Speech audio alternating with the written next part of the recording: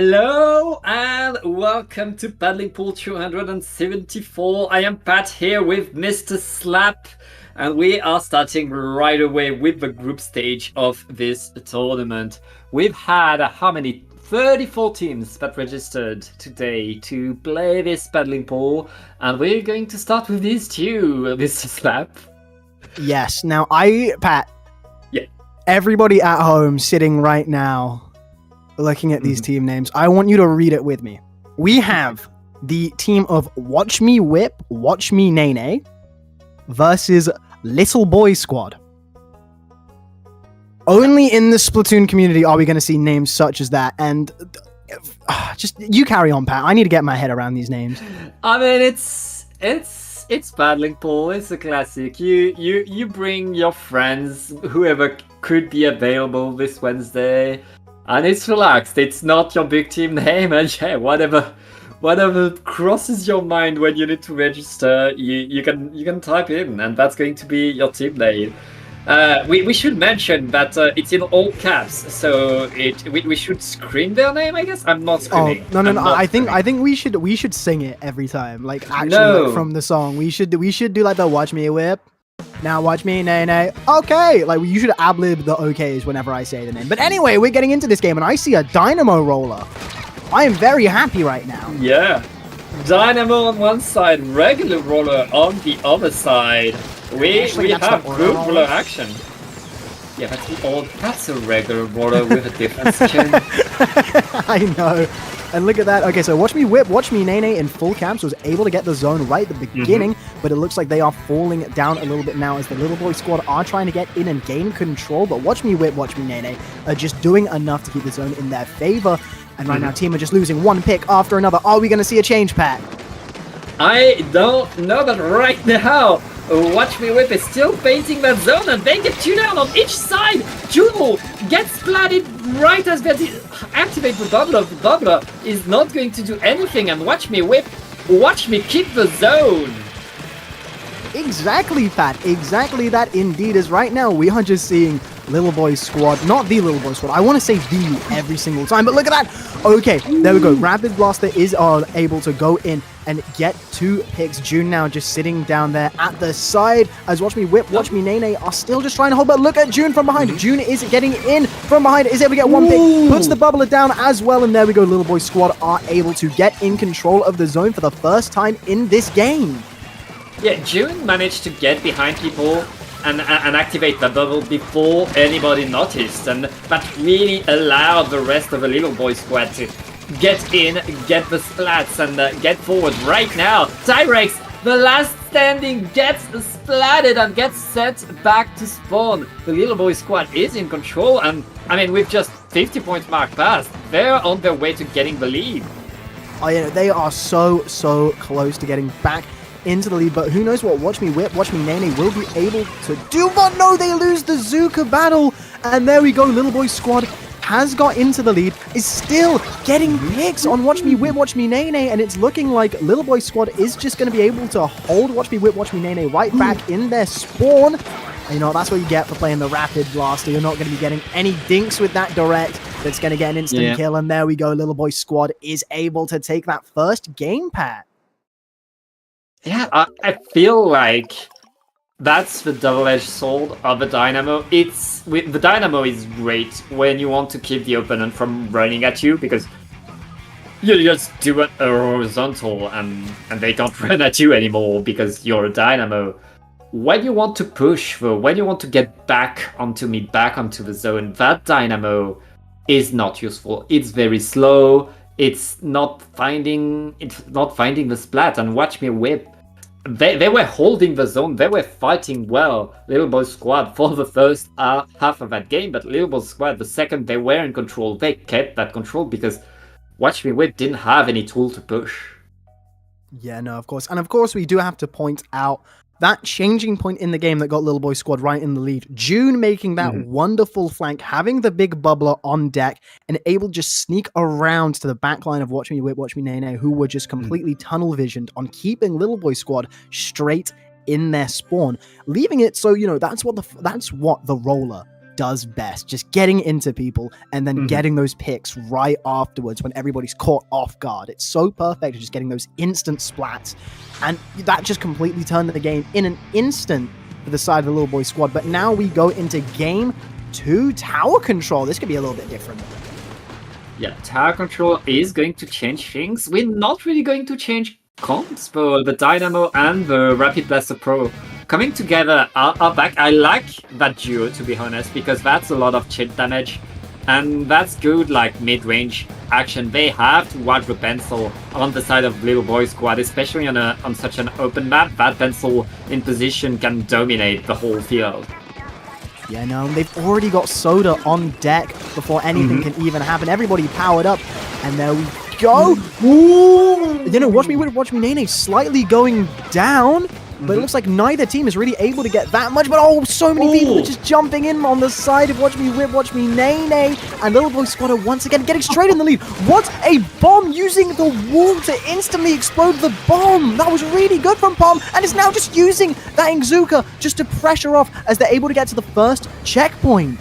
And with that big bubbler, Little Boy Squad is going to get it. And with 2 down on Watch Me Whip. 3 down now. Oh, it's a delayed wipe. And Little Boy Squad, they got the momentum now. They're moving forward and they're trying to get that second checkpoint. They're in that court, looking to get in. They know that all of Watch Me Whip is back there, ready to defend. Dark with the Rapid Blaster Pro is in fight. And oh, that's very bad. Whip 52 is the last standing for Watch Me Whip. Little Boy Squad, all they need to do is get back on the tower, but Tyrex is pushing them away, gets punished, and now Tower is back on track. But I mean, Watch Me Whip paid the price, but managed to push the tower away.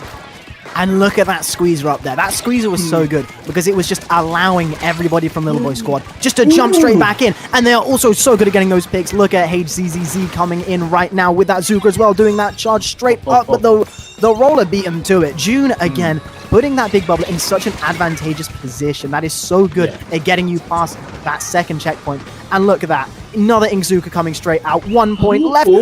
Oh, and it looked very, very, very close, but Little Boy Squad was just able to get that knockout.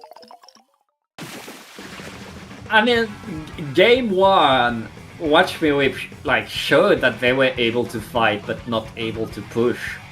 This game, it was just Little Boy figuring out how to move forward and not stop. It started with such an intense team fight that was so everybody falling down, everybody trade after trade after trade, but in the end, Little Boy Squad was moving forward during that whole fight, and they kept moving forward. There were still trades, but there were also picks on the side of Little Boy Squad. Watch Me Whip not able to get a few picks that would have allowed them to breathe a little. I mean, yeah, once again, it goes straight back to the philosophy with the Dynamo roller of how it's and when you're the ones having to be able to push forward. When it comes to people pushing on you, it's just that little bit too much of a detriment. And the only place that I could really see the Dynamo roller having that good of a defense is on that second checkpoint. But as we saw with June again with the roller, able to set up that big bubbler right where the Dynamo roller wants to be.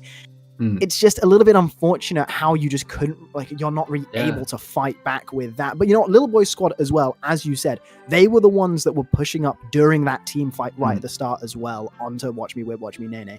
So I think just in the end of the day there, Little Boy Squad was just having that determination just to push and keep going and going.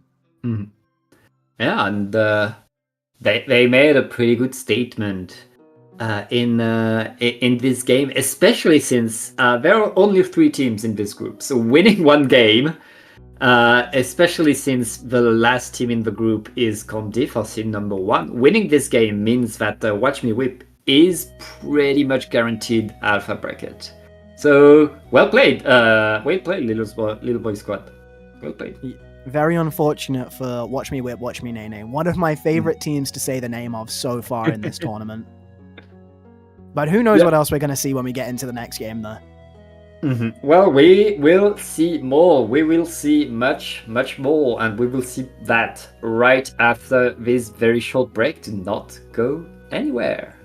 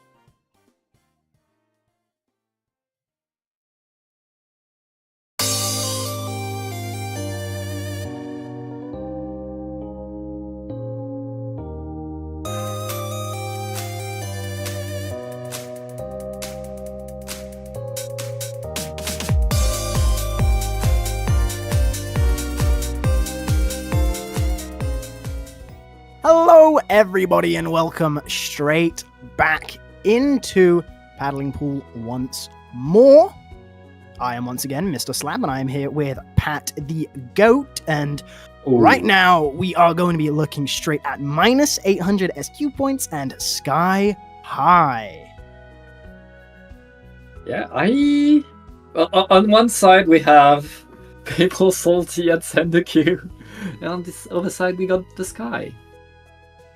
It's different ambiances, I guess. But yeah, we have like the one is like serene, relaxed, the sky, you know, the open blue sky. And we got I hate standard Q, man. I hate it. Two moods. Who will win, the rage of standard Q or the serenity of heaven? Yeah, well, standard Q, Sendoku. Sendoku. And our benevolent Sendu giving us the Q and taking the points from us. Yeah. I'm silly. Yes. Hi, silly. I'm Pat. Hi, Pat. Yep. So we're going to start with Macomart with tower control. It's always a cool one to see, always a good one for the blasters. Do we see the blasters coming? Sorry, I'm just laughing. I just see everybody with, like, you know, little things, that I just see Tax Evader with the squeezer popping out. Names in Splatoon always just make me giggle. But right now, we're just going to be looking at Macomart, probably one of the most neutral neutral stages in this game, not neutral games. But right now, it looks like Sky High is getting the slight lead as the squeezer already goes down for minus 800 SQ points. Ooh. Yeah, it looks like Sky High is going to take the tower early, but you can't take the tower in there until you've taken control of all of mid. There's still people from Sendoku who are still around trying to fight for it, and it's still an all-out battle for mid right now. They're all around each other. I don't know where each player's spawn is, but right now it's just a fight all around. They're just flanking the flanks. Yeah, everybody's just going every which way right now. They're just doing ring around the rosy, pocket full of posy, trying to get in there. And it looks like Sky High might finally be the ones to get an inch up. But no, as soon as I say that, 3 players go down for them. It's only the heavy edit up at the moment. And it looks like minus 800 SQ points are going to be the ones to finally break through and get to that checkpoint. And they're just going straight in. Tax Evader with the squeezer again going around, only able to get one pick from behind, but is able to be so much of a distraction that they're able to get through that first checkpoint, Pat. Yeah, first checkpoint is good, and the blaster able to stop the triple ink strike, but Sendoku are still going forward, getting a bit more splash, getting a bit more points on the tower, and it's just mechanics with the machine left standing. Sendoku points, they let the tower move away, they let the tower get back, but they're still in full control on that side of the map. Look at that Zeke here with the Tri-Slasher getting in, getting a trade, and now we're at checkpoint number 2, trying to get a bit further, but it looks like with 2 down, Sky High gets to breathe a little bit.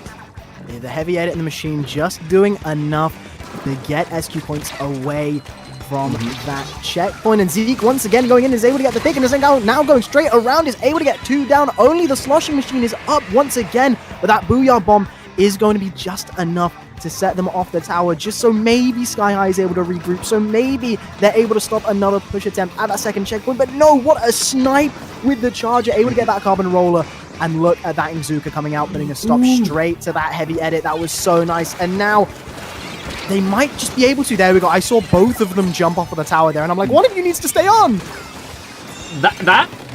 We've had a single push. We're halfway through the game, and there's only been one push, and that push has not stopped, and now it's at the KO.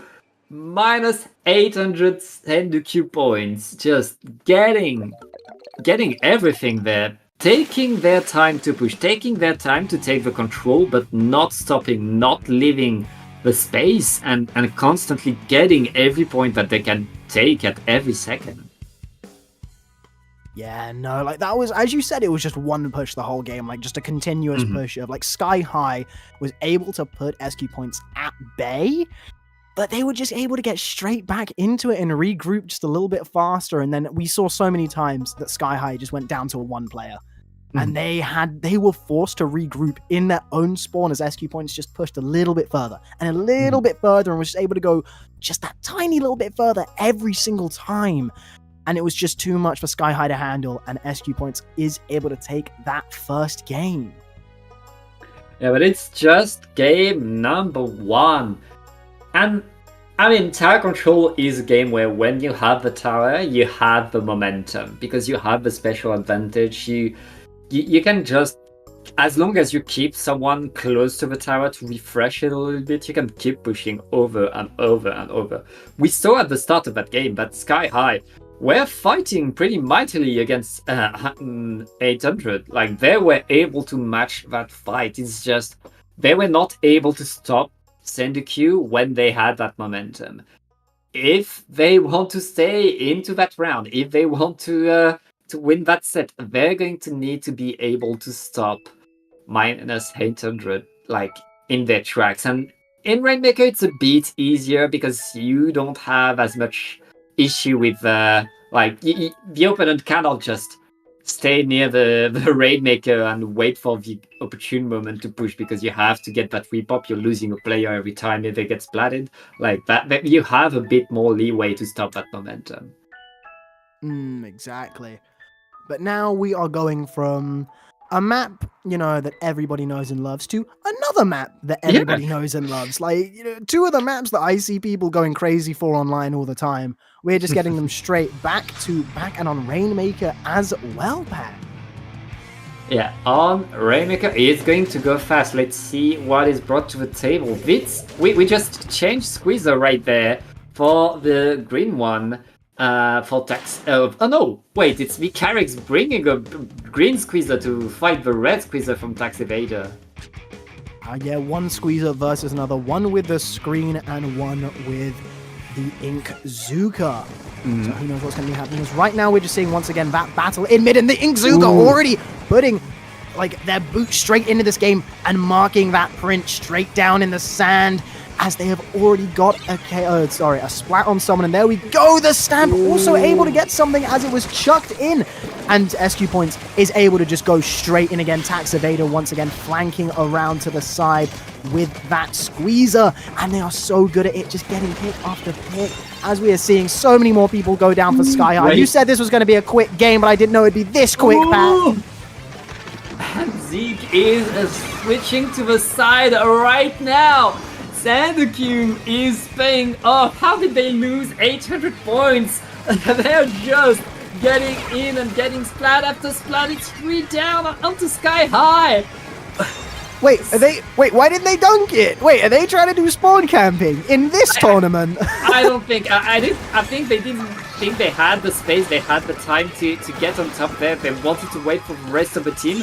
They want to secure that KO. They want to secure that victory, and Joke getting to 1 point, but getting splatted right there. That being said, that's the game. Oh, I'm so used to people just grabbing the Rainmaker and just making a mad dash for the checkpoint if they're that close to it.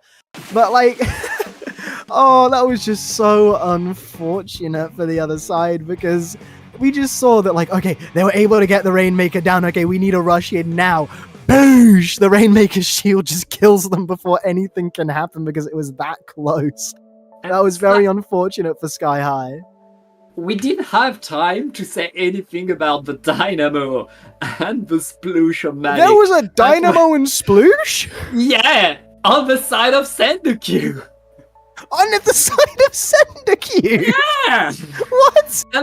And it didn't matter because they were just running forward and getting the splats. They were just they were just getting it. I mean, we were talking about when, the Dynamo can fail, and that's, a reason why, a game could be won or lost, but, Yeah, so excuse me? That's what happens when you win! Zeke with the Dynamo was carrying the Rainmaker most of the time. Oh, yeah, so of course, yeah. You just build Soda, then grab Rainmake, Exactly.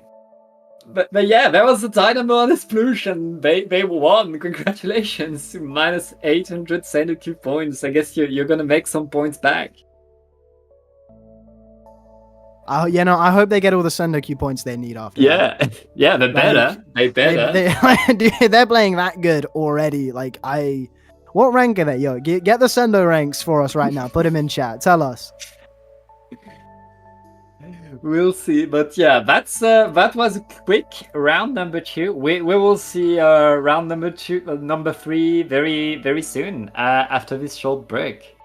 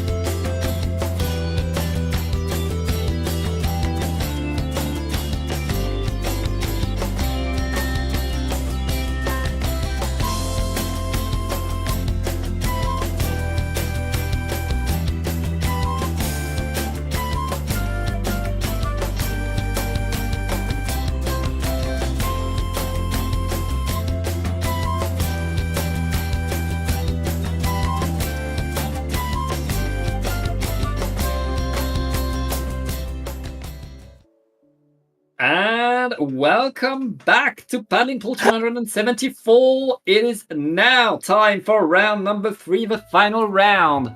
of group stage. I am Pat here with Mr. Slap. Hello. Slap, how you doing? Look at that picture. Yeah, oh, you didn't see it. Oh yeah, He's looking at us. Yo. It is indeed looking at us. We are going to see Corrupted Light. Corrupted Light, we love that team. They always come play, and we're glad to see them come again. And on the other side, Dwayne. Yeah, no, he's here. Most recently fighting at WrestleMania as the final boss in a winning effort against Cody Rhodes and Seth Rollins. But Dwayne The Rock is now here, and they are going to be fighting in Paddling Pool. And I cannot wait to see as we get into this now. Once again, we are seeing, in fact, the most neutral stage in Splatoon, and I will never change that opinion. You said that about Mako last round. No. This one is the most. I said one of the most for Mako. This one is like this with zones. This with zones, the most neutral, like fair game of Splatoon you're ever gonna play. Possible. A bit flat, I think. Maybe. Okay. That's why it's neutral. Like you don't really have too many vantage points. You know, like it's just pure ram your head into the stage and try and win. But anyway, let's not simplify this straight down into that. I'm a commentator, not a player, so I can't actually say anything. But looking at this right now, Corrupted Light is able to get the zone better now. 3 players down. Peyton, there we go. Everybody just getting in, and Dwayne The Rock Johnson is able to get the zone and are just pushing straight into the spawn right now. Kraken and Screen out, getting 2 people down for Corrupted Light as well. 3 now as well, Pat. Yeah, Dwayne just used everything they had to get that lead and get a bit more right now. Box with the Octobrush just dancing around, getting away with that as well. It's just dancing around Corrupted Light. Corrupted Light needs to switch things up right now because Dwayne is scoring good points. The Tacticular is deployed, but Dwayne is ready to shoot down onto Dwayne. Corrupted Light onto the zone, ready to paint it. Penalty is applied and 3 down. Corrupted Light is back in this game. Yeah, and look at that. Corrupted Light doing very well as well to get back in the game because that was such an oppressive push into spawn. Once again with the Screen and with the Kraken also coming out there. Like that should have set them back so much further, but very, very nice from Corrupted Light to be able to get through. But once again, look at that. So many people are going down for either side. Ali getting 2 picks. Can they get a third through the Screen? It doesn't look like it. As there we go. The Octobrush is zip casting him, but does go down.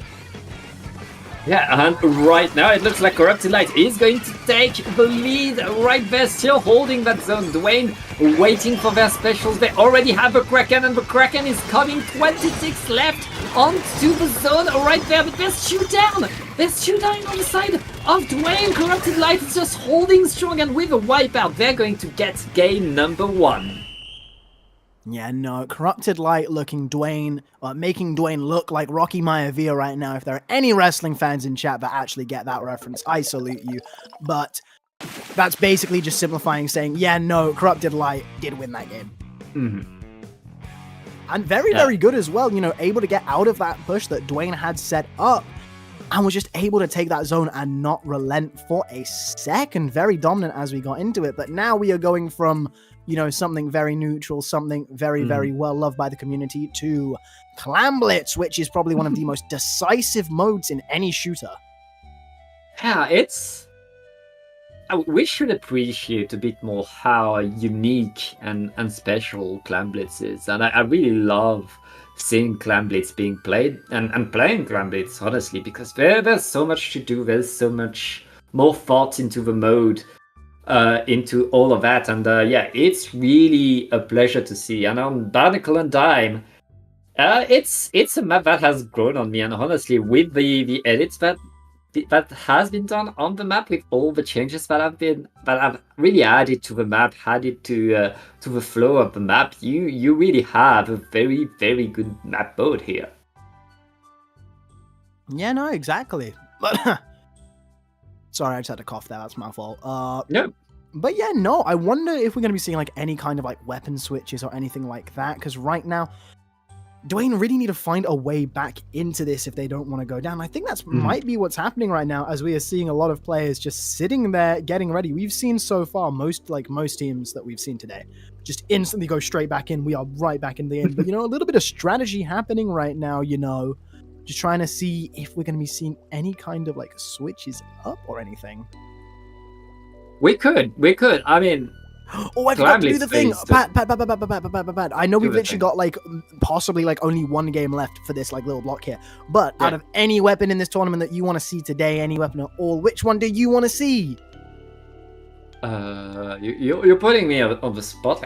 Honestly, I've been like trying to come back to Explorer recently, and I feel like it's the most fun weapon in the game, and I want to see it. I want to see the new Bambi, the new Bamboozler in this tournament. That's what I want to see.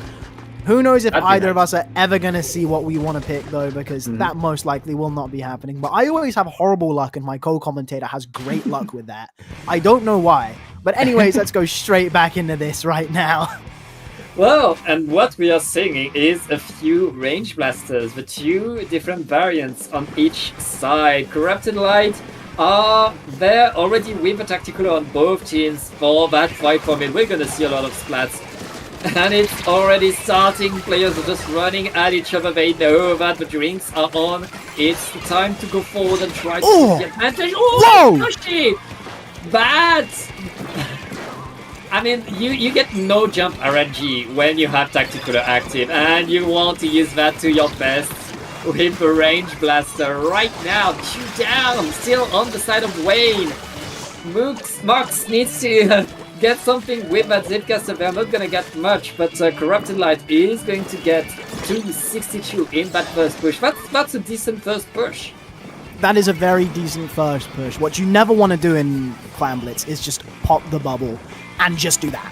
Like, you need to be getting those points on just so it's a little bit harder for the other team to get back, because of course they get the pity clam. But Corrupted Light are still just hanging about with 2 power clams right there. Yeah, Corrupted Light managed to hold a lot of space, but right now, Dwayne are the ones moving forward. Dwayne are the ones with control of mid, and lots of juggling is done on the side of Corrupted Light. That's a lot of wasted time trying to save these 2 balls. Now that Wayne is right there looking to get forward in and chew down onto Corrupted Light. Dwayne just looking to get in. It's almost a wipe, and that's going to be basket open by Dwayne. Dwayne have a huge opportunity to go forward. They don't need that, and that's the lead. Yeah, no, another dunk from Painton securing the lead right now, but it looks like they're not really getting too much off of it. But as soon as I'm saying that, so many little clams are getting chucked straight into that basket, and a delayed wipe coming from Dwayne, as well as they're just scrambling around trying to find a few more clams. Are we going to be getting any more clams? And yes, we are! They're delaying the checkpoint going down, and look at that, only 33 points remaining, 11 clams left Not over? to get in. Oh, and it's still not over! Dwayne is still going in, Pat! They're not stopping, and they're getting Wipeout! another wipeout. That's a wipeout. They need the clams. They have the clams to keep the basket open. They're just delaying them as much as they can. They need 3 more clams. They have the clams. They just need to put these 2 clams in, and we are getting a game number 3 slap. A game 3, and what a decisive game that was from Dwayne as well, looking a lot like the final boss counterpart we have recently seen in the WWE. And just, that was absolutely insane. I was like, okay, you know what, after that first game, I didn't think Dwayne had it in him, but Dwayne has just hit me with the rock bottom, hit me with the people's elbow, and just said, no, if you smell what Dwayne is cooking. It was a very good comeback, especially after Corrupted Light inflicting a KO onto Dwayne in game 1.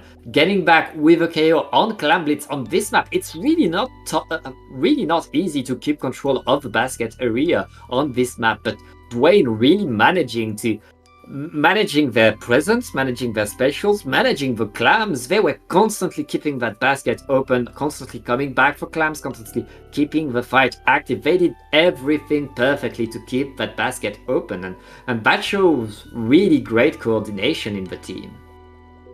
Yeah, no, like, honestly, that was just such a clinical showing from Dwayne there. Now Corrupted Light have, like, the momentum's all in the favor of Dwayne. Like, Corrupted Light, like, absolutely, like, I don't want to say it, but, like, that was a bodying that happened from Dwayne there. They just played that so perfectly. And now it's all up to Corrupted Light to get back into it. We know that Corrupted Light are great. We've seen them multiple times. We've seen them today as well, winning that first game. So Corrupted Light definitely have the capacity to get back into this, but that was just such a powerful showing from Dwayne that has to strike some kind of intimidation. I feel like Corrupted Light, when they played on the great neutral map mode, they knew to keep their cool, they were able to come back, they were able to stay in the game. On Clan Blitz, they felt a bit overwhelmed. They felt like they were not able to really keep that coordination. They need to get their head back in the game if they're able to keep their eyes on the prize and stay coordinated. They can stop Dwayne. But on Rainmaker, you cannot blink. You cannot loosen your guard for a second. You have to stay on top of things for the whole game. So Corrupted Light, they need right now to really refocus and really keep their eyes on the prize. But here we go. We got a tiebreaker. Let's see how it goes. Yeah, let's see. As right now we are going to be going into this Game 3 pack. I am so excited right now. I've not seen a Game 3 for a while, mostly because I haven't done too much commentary for a while. I'm very happy to be back. And look at this right now, the pop for Dwayne, but Corrupted Light is taking advantage of every single second of this game so far, already taking a splat and forcing a couple people from Dwayne to retreat with a super jump. And there we go, the Rainmaker has been given to that Octo Brush, so oppressive going and getting 2 splats. That Octobrush stopping the push in its track, and it's just exhaustion with the machine, having to move back right now with a Crab Tank deployed. It looks like Dwayne are looking to get even more from their momentum. Lots of players are falling down, the Booyah Bomb is deployed. Corrupted Light able to defend, able to stop things, but Dwayne are not done. They regrab the Rainmaker, they get that checkpoint. No, they don't! They don't get the checkpoint! No checkpoint! Ooh, but the fight is not over. The fight is not over. Corrupted Light are able to push Dwayne away finally, and are able to get back into this game. Yeah, but look at this. Dwayne is just doing such a good job of keeping that Rainmaker there. And it looks like it's just about to fade away. Oh no, Candy was just unable to get it. And now Ali continuing this push, getting another splatter on the grab there. And it's going straight in the favor of Corrupted Light as they are able to get pop on the Rainmaker. Throws that Booyah Bomb. Exoshi getting a direct and he's able to get a double kill. Ooh, that is perfect taps. And right now, Corrupted Light have huge advantage. They're going to get that checkpoint, no resistance. And that means they get the Tacticooler, and now they get a repop. That is huge for them. They can go forward, but they lose all of their players. Everybody down. They had the cooler, so they'll be back in so fast, but they're not gonna score any points behind after the checkpoint. Oh, and look at that. The Tri-Slosher coming in, gets a pick, but is unable to get the Rainmaker. Both players, both teams with 2 players up as we're seeing people jump in on either side. Now we are seeing the Zuka come out, unable to find anything, but just giving that little bit of pressure. And it's up to Dwayne right now. They're going to have to make this push. Octo Brush going in with the Zipcaster. Are they able to get anything? A pick happening there in mid on the side of Dwayne. Let's see if they're able to get in. The Sloshing Machine is able to take some people down, including that Rainmaker. And now we are straight back to neutral. Neutral with a lot of fighting still. Both teams just fighting it out. The Kraken is deployed. That Kraken is chasing everybody back to street right now. Dwayne just bought themselves a lot of space. If they're able to use that to go forward, the Boom is coming in, just cleaning up right now. We're still fighting for mid, but it's just Exoshi with the machine. Exoshi needs to get that. Yes, Exoshi able to delay the push a little bit longer, and Dwayne has to wait for the repop. Now all of Corrupted Light is back in the fight, and 2 people down on the side of Dwayne. It's not stopping. The Rainmaker is stuck here, Slap, completely stuck. Is absolute pandemonium right now as we're seeing the game go back and forth like a pendulum. And right now, QQ coming out with that Crab Tank again. But Naraya right now using that. I'm sorry if I butchered that name, but you absolutely butchered that person with that Inkzuka. And now we are seeing once again just in mid, that Rainmaker is stuck. Neither team able to get any more points on the board. Corrupted Light doing such a good job at stalling this game out with only 1:20 left on the clock. Dwayne need to make a play and fast. The play indeed is needed, but the Rainmaker is going to reset again. Corrupted Light love that. They want to keep some time, but they have 2 players down. Candy getting in again with that Kraken. That Kraken does so much damage all the time. Dwayne are moving towards that checkpoint and then finally get it. But they lose a lot of players. Just Exoshi is gone. They're gonna get the bomb. They're gonna get the lead. Corrupted Light are on the back foot now and are depending. Everybody's falling down right now, Sam. This is literally like a WWE match. Like this is actually just got all of the feelings and emotions of a wrestling match as we go in right now. Dwayne knew that they needed to get that little bit more of points on the board to try and stunt any kind of push that Corrupted Light can make afterwards.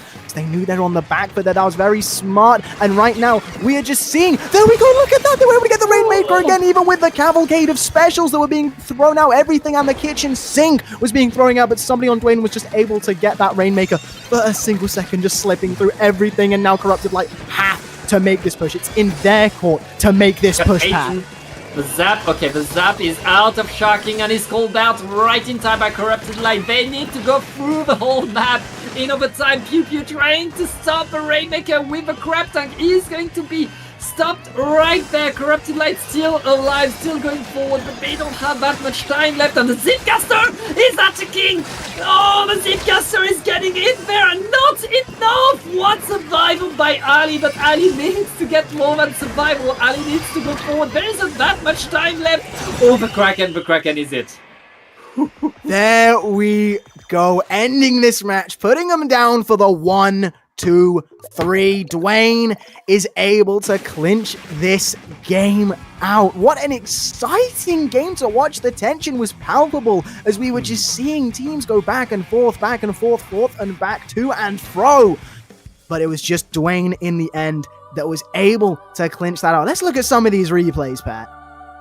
There was so many fights, so many moves done by both teams. That was so intense. Perfect. That was perfect by Exoshi. They're able to get the splat from the Booyah Bomb and from their own sloshing machine at the same time. That was just absolutely beautiful. And look at this. Yeah, look. They had a Zuka on them, but they were able to just weave past it and go in and get those extra points. That was absolutely beautiful coming in there. And here we are. Look at the Zipcaster going, and even the Zipcaster couldn't kill him, so they had to send in the Kraken. Yeah, in the end, I feel like Corrupted Light were a bit too slow, a bit too... They were waiting for the right opportunity in the end. They needed to go, because Dwayne, they were getting special after special after special. It was so tough for Corrupted Light to get back there. But yeah, what a set by both of these teams. Dwayne is going to get it, though. Is going to advance and win this one, I believe. Thanks to that, yeah, Dwayne.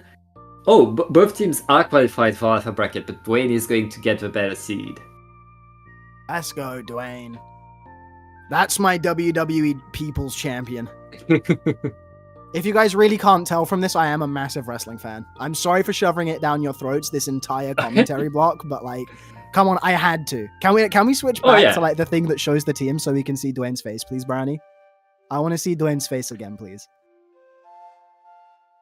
Yeah! Look at that! It's it's a face.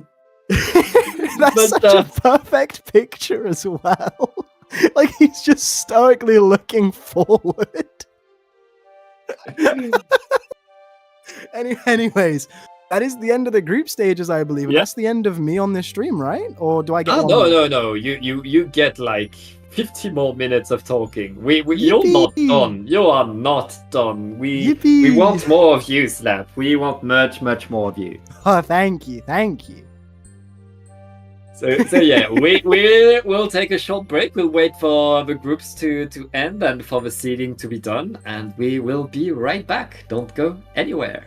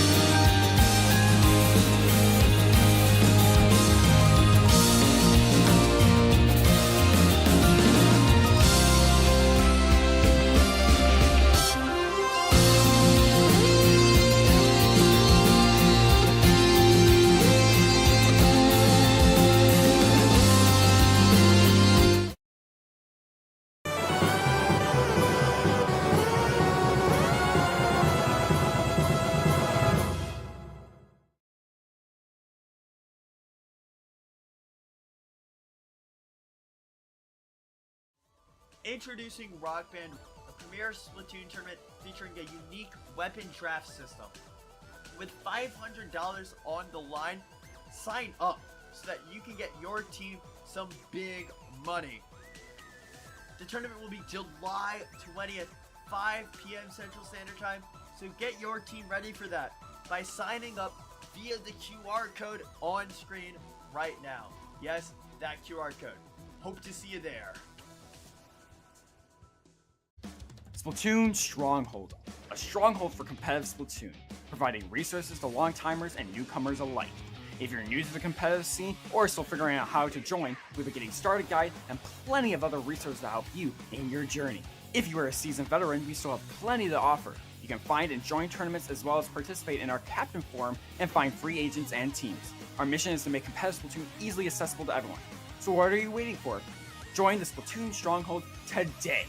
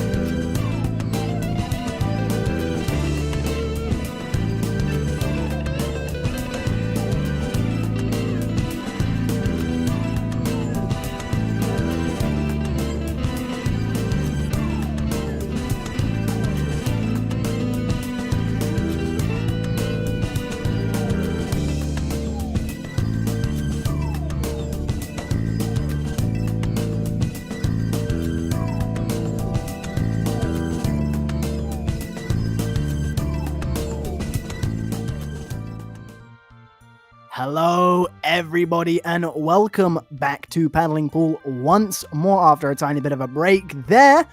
We are going to be once again seeing Corrupted Light with me, of course, Mr. Slap, MR Slap, in the commentary seat, along with Pat, and I pass it to you now, Pat, to say the name of the other team. Never mind, we're going into a game!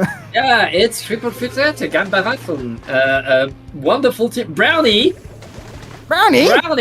Brownie, what are you doing? You're streaming the tournament! So, in this case, it could be acceptable. Brownie, our streamer, is also the captain for Triple Futurete Gamba Waffen. So I guess it works. We're still going to reset. We're still going to reset this and let Brownie go back to the spectator mode while the fourth from the Waffles is going to be on the field. But yeah, Corrupted Light, we saw them earlier. I mean, honestly, like Corrupted Light versus Gamba Waffen, it's like two classic round one of bracket of Paddling Pool teams.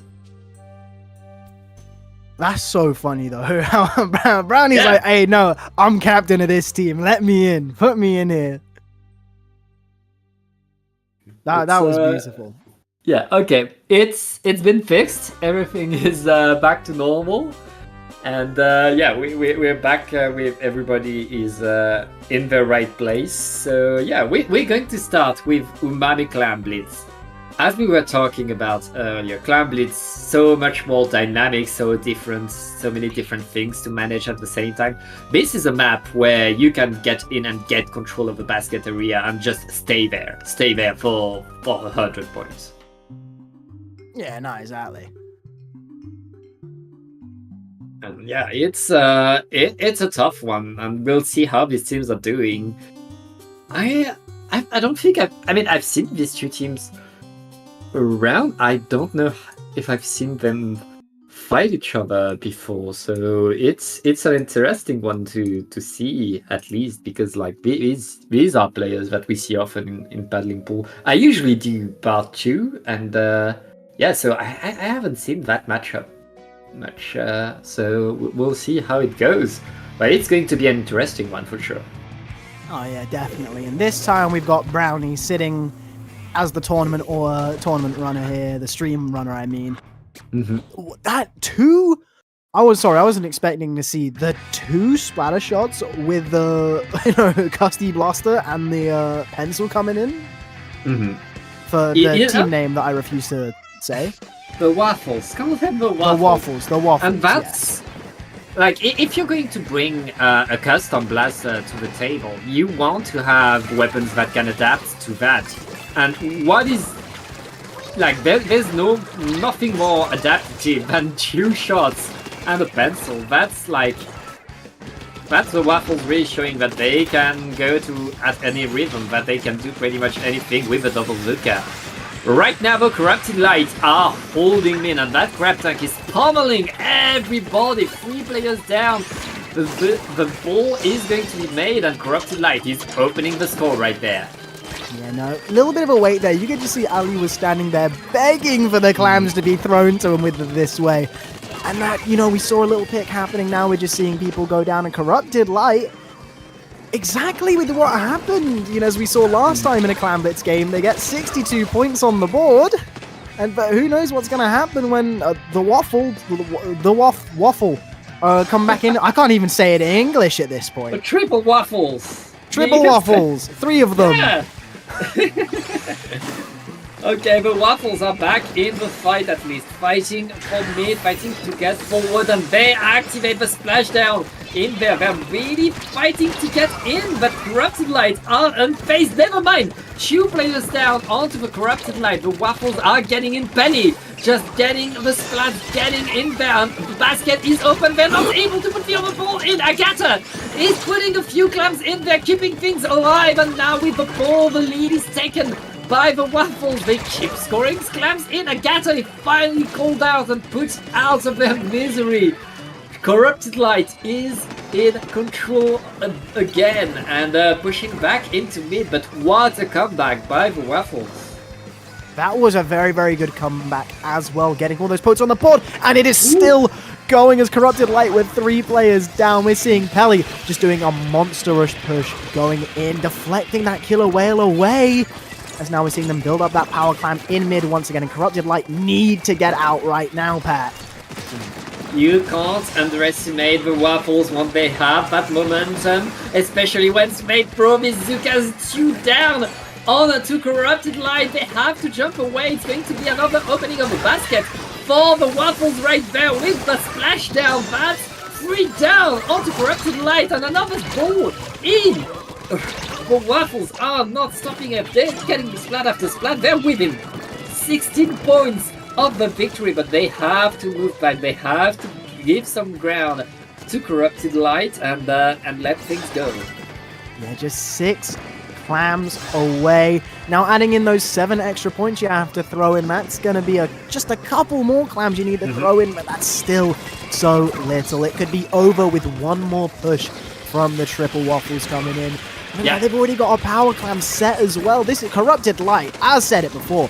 You need to be getting the map control in mid here, and you need to be pushing in now to get back into this. A minute 30 left, and the only button up is that Crab Tank. Thankfully, that ball is still alive. A gate moving in, and they're able to go down with a trade as well. And it's just so unfortunate for Corrupted Light right now, as we're just seeing all of them go down in mid. Only the Blaster is left up, and look at Nick go in already with that pencil. Yup, just waiting for Exhaustion to expose themselves just a tiny bit round there. And it's looking so good for the Waffles right now. So good, but they have 2 players down. They have a lot of splats for Corrupted Light right now. They need to use that to get momentum. There's only 1 minute left into this game. The Crab Tank is in position.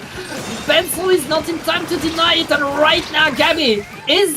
Oh wow, never mind. Never mind. Triple Fitatic Gamba Waffle are on top, and there's just 35 seconds left in this game for Corrupted Light to mount another push. What a showing of defense there from the Waffles. Like, instantaneously getting that wipeout and just putting a complete stop to that push. That was, like, even able to dink the crab with that Inkzuka. And now it's just 17, 16, 15 seconds on that clock. And the Waffles are not relenting for a single second. They know they don't have to push in and get the checkpoint. They know they can just hold mid here. They hold mid, and the Crab Tank is not going to find anything. The Waffles are just cleaning up around. It is going to be a tough overtime. Corrupted Light has no way in.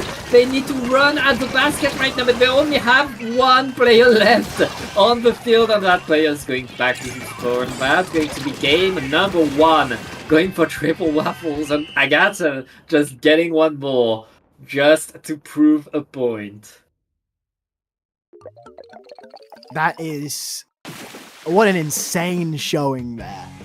We saw, you know, right at the start, it was pushed in the favor of the other team, but just Triple Waffles was so good at just getting back and then just holding that defense. Like, I said it again, but like, that was just so unfortunate, like, for Corrupted Light. As soon as they finally get that push to step back into the game, the Triple Waffles were just like, nope.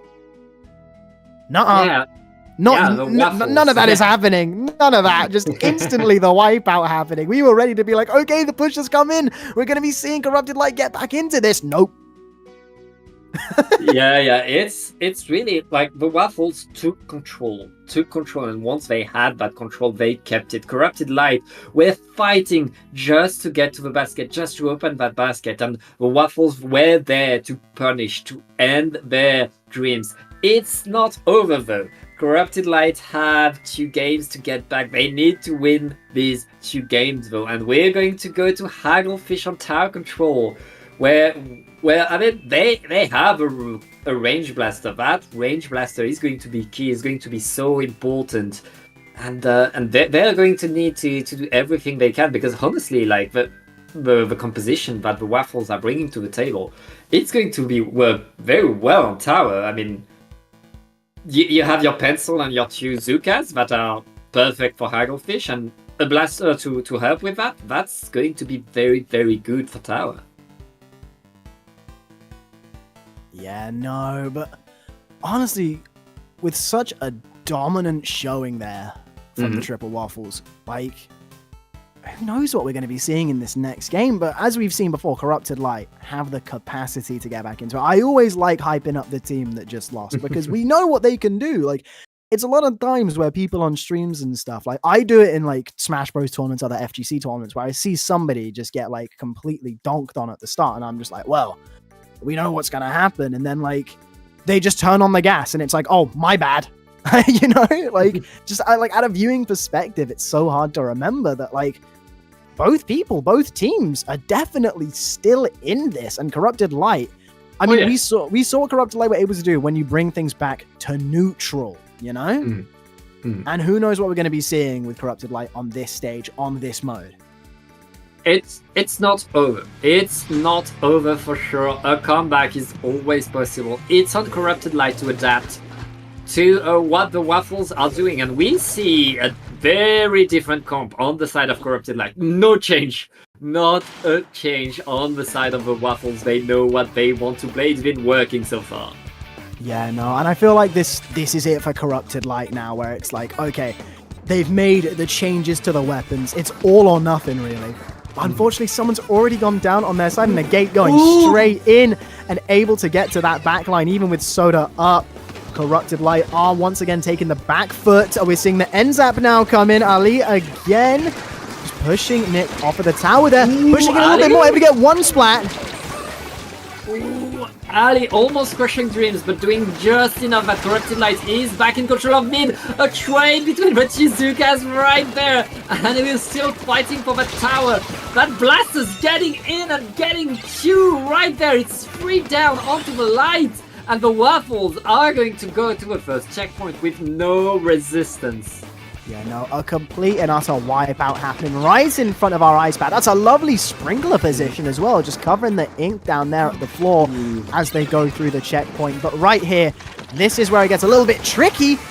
Oh, what an Inkzooka for an Inkzooka, an eye for an eye. Just blasting shots down there, and Pelly now going into that dastardly second checkpoint. This is such a little choke point. It's so claustrophobic, so many advantage points for the defenders to get through, but the Triple Waffles still, but no, both teams with only one player left. Agate is managed. Oh, Agate gets through the checkpoint though.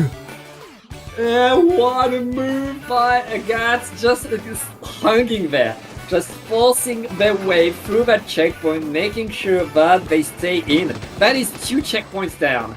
2 checkpoints down by the Waffles. And Corrupted Light, they need to score now. They need to get in, they need to get forward. Ali is punished by Pellivo, and I feel like the Waffles are still winning that other team fight. And I mean, the tower is pushed by the Corrupted Light. They're going to need a lot if they want to get in. Oh, and that starts with that.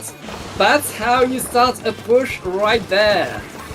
You know, but look at that. Soda is online for both teams now. I just saw the Soda get popped in. Look at that bazooka already coming out for the Triple Waffles again, and look at that, it's taking so long for those 2 players to come back from Corrupted Light, and Exploshi goes down as well. Both teams now 2 people up, and look, once again, that Blaster going in, getting punished though. What a drop down from the NZAP there. Sorry, I really want to say that name, but I just don't want to butcher it. And look, still just chasing down. Inkzooka comes out. I meant to say Splattershot definitely when I said NZAP, but Pelly again, we're seeing a volley of Zookas coming out.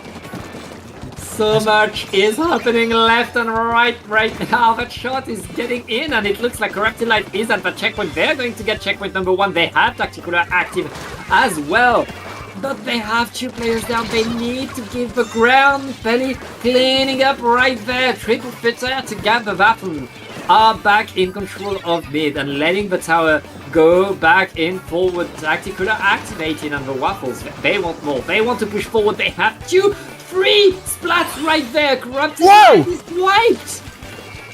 What a wipeout there, arcing the shot beautifully straight back. And now we are seeing the Triple Waffles going straight back into this, just trying their best to get past that little bit there, but no. Oh, the pencil goes down on the tower, so was the Blaster.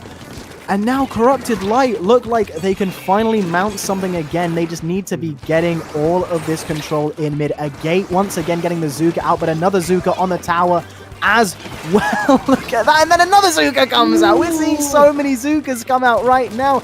And it looks like it's mostly in the favor of Corrupted Light. A gate goes down once more. Soda is up for the Triple Waffles, though. But look at that. The Splatter Shot again just pushing inwards, trying to get Pelly at bay so they can take the tower and push through past that second checkpoint. But the Triple Waffles are doing such a good job right now with the defense again, Pat. And right now, Corrupted Light are struggling in mid. They're all in mid, trying to win the team fight, but Triple Fatatic Gamba Waffle now running around them. Agatha just dodging and not allowing Ali to get anything right there. Two down onto Corrupted Light again. The Waffles are back in control, and with just 15 seconds left, they don't even need to touch the tower. All they need to do is keep the fight into mid. But three down. It's just Nick with a pencil, waiting for the jumps, waiting for the rest of the team to get in. And how Corrupted Light not able to really push forward right now. They have 2 players down, and the Waffles are on the tower.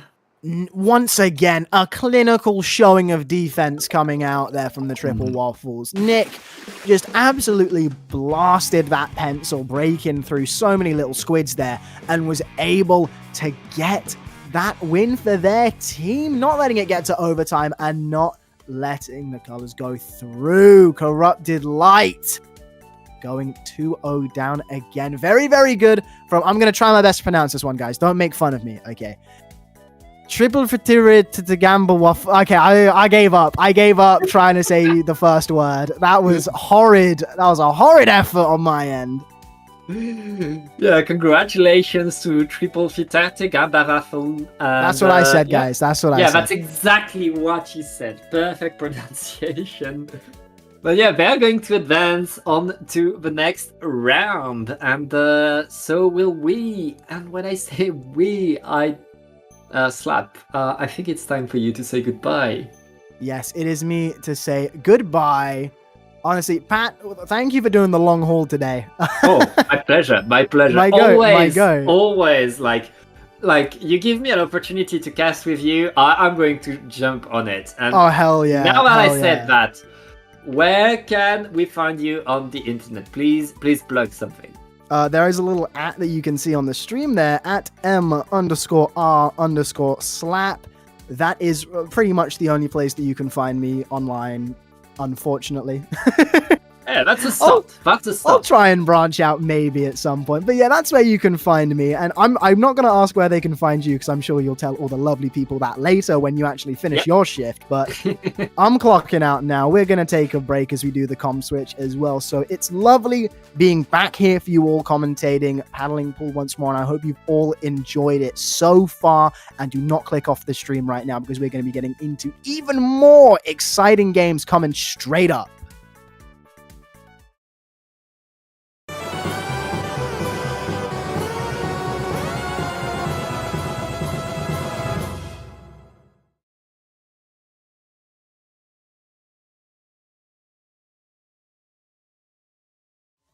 Introducing Rock Band, a premier Splatoon tournament featuring a unique weapon draft system.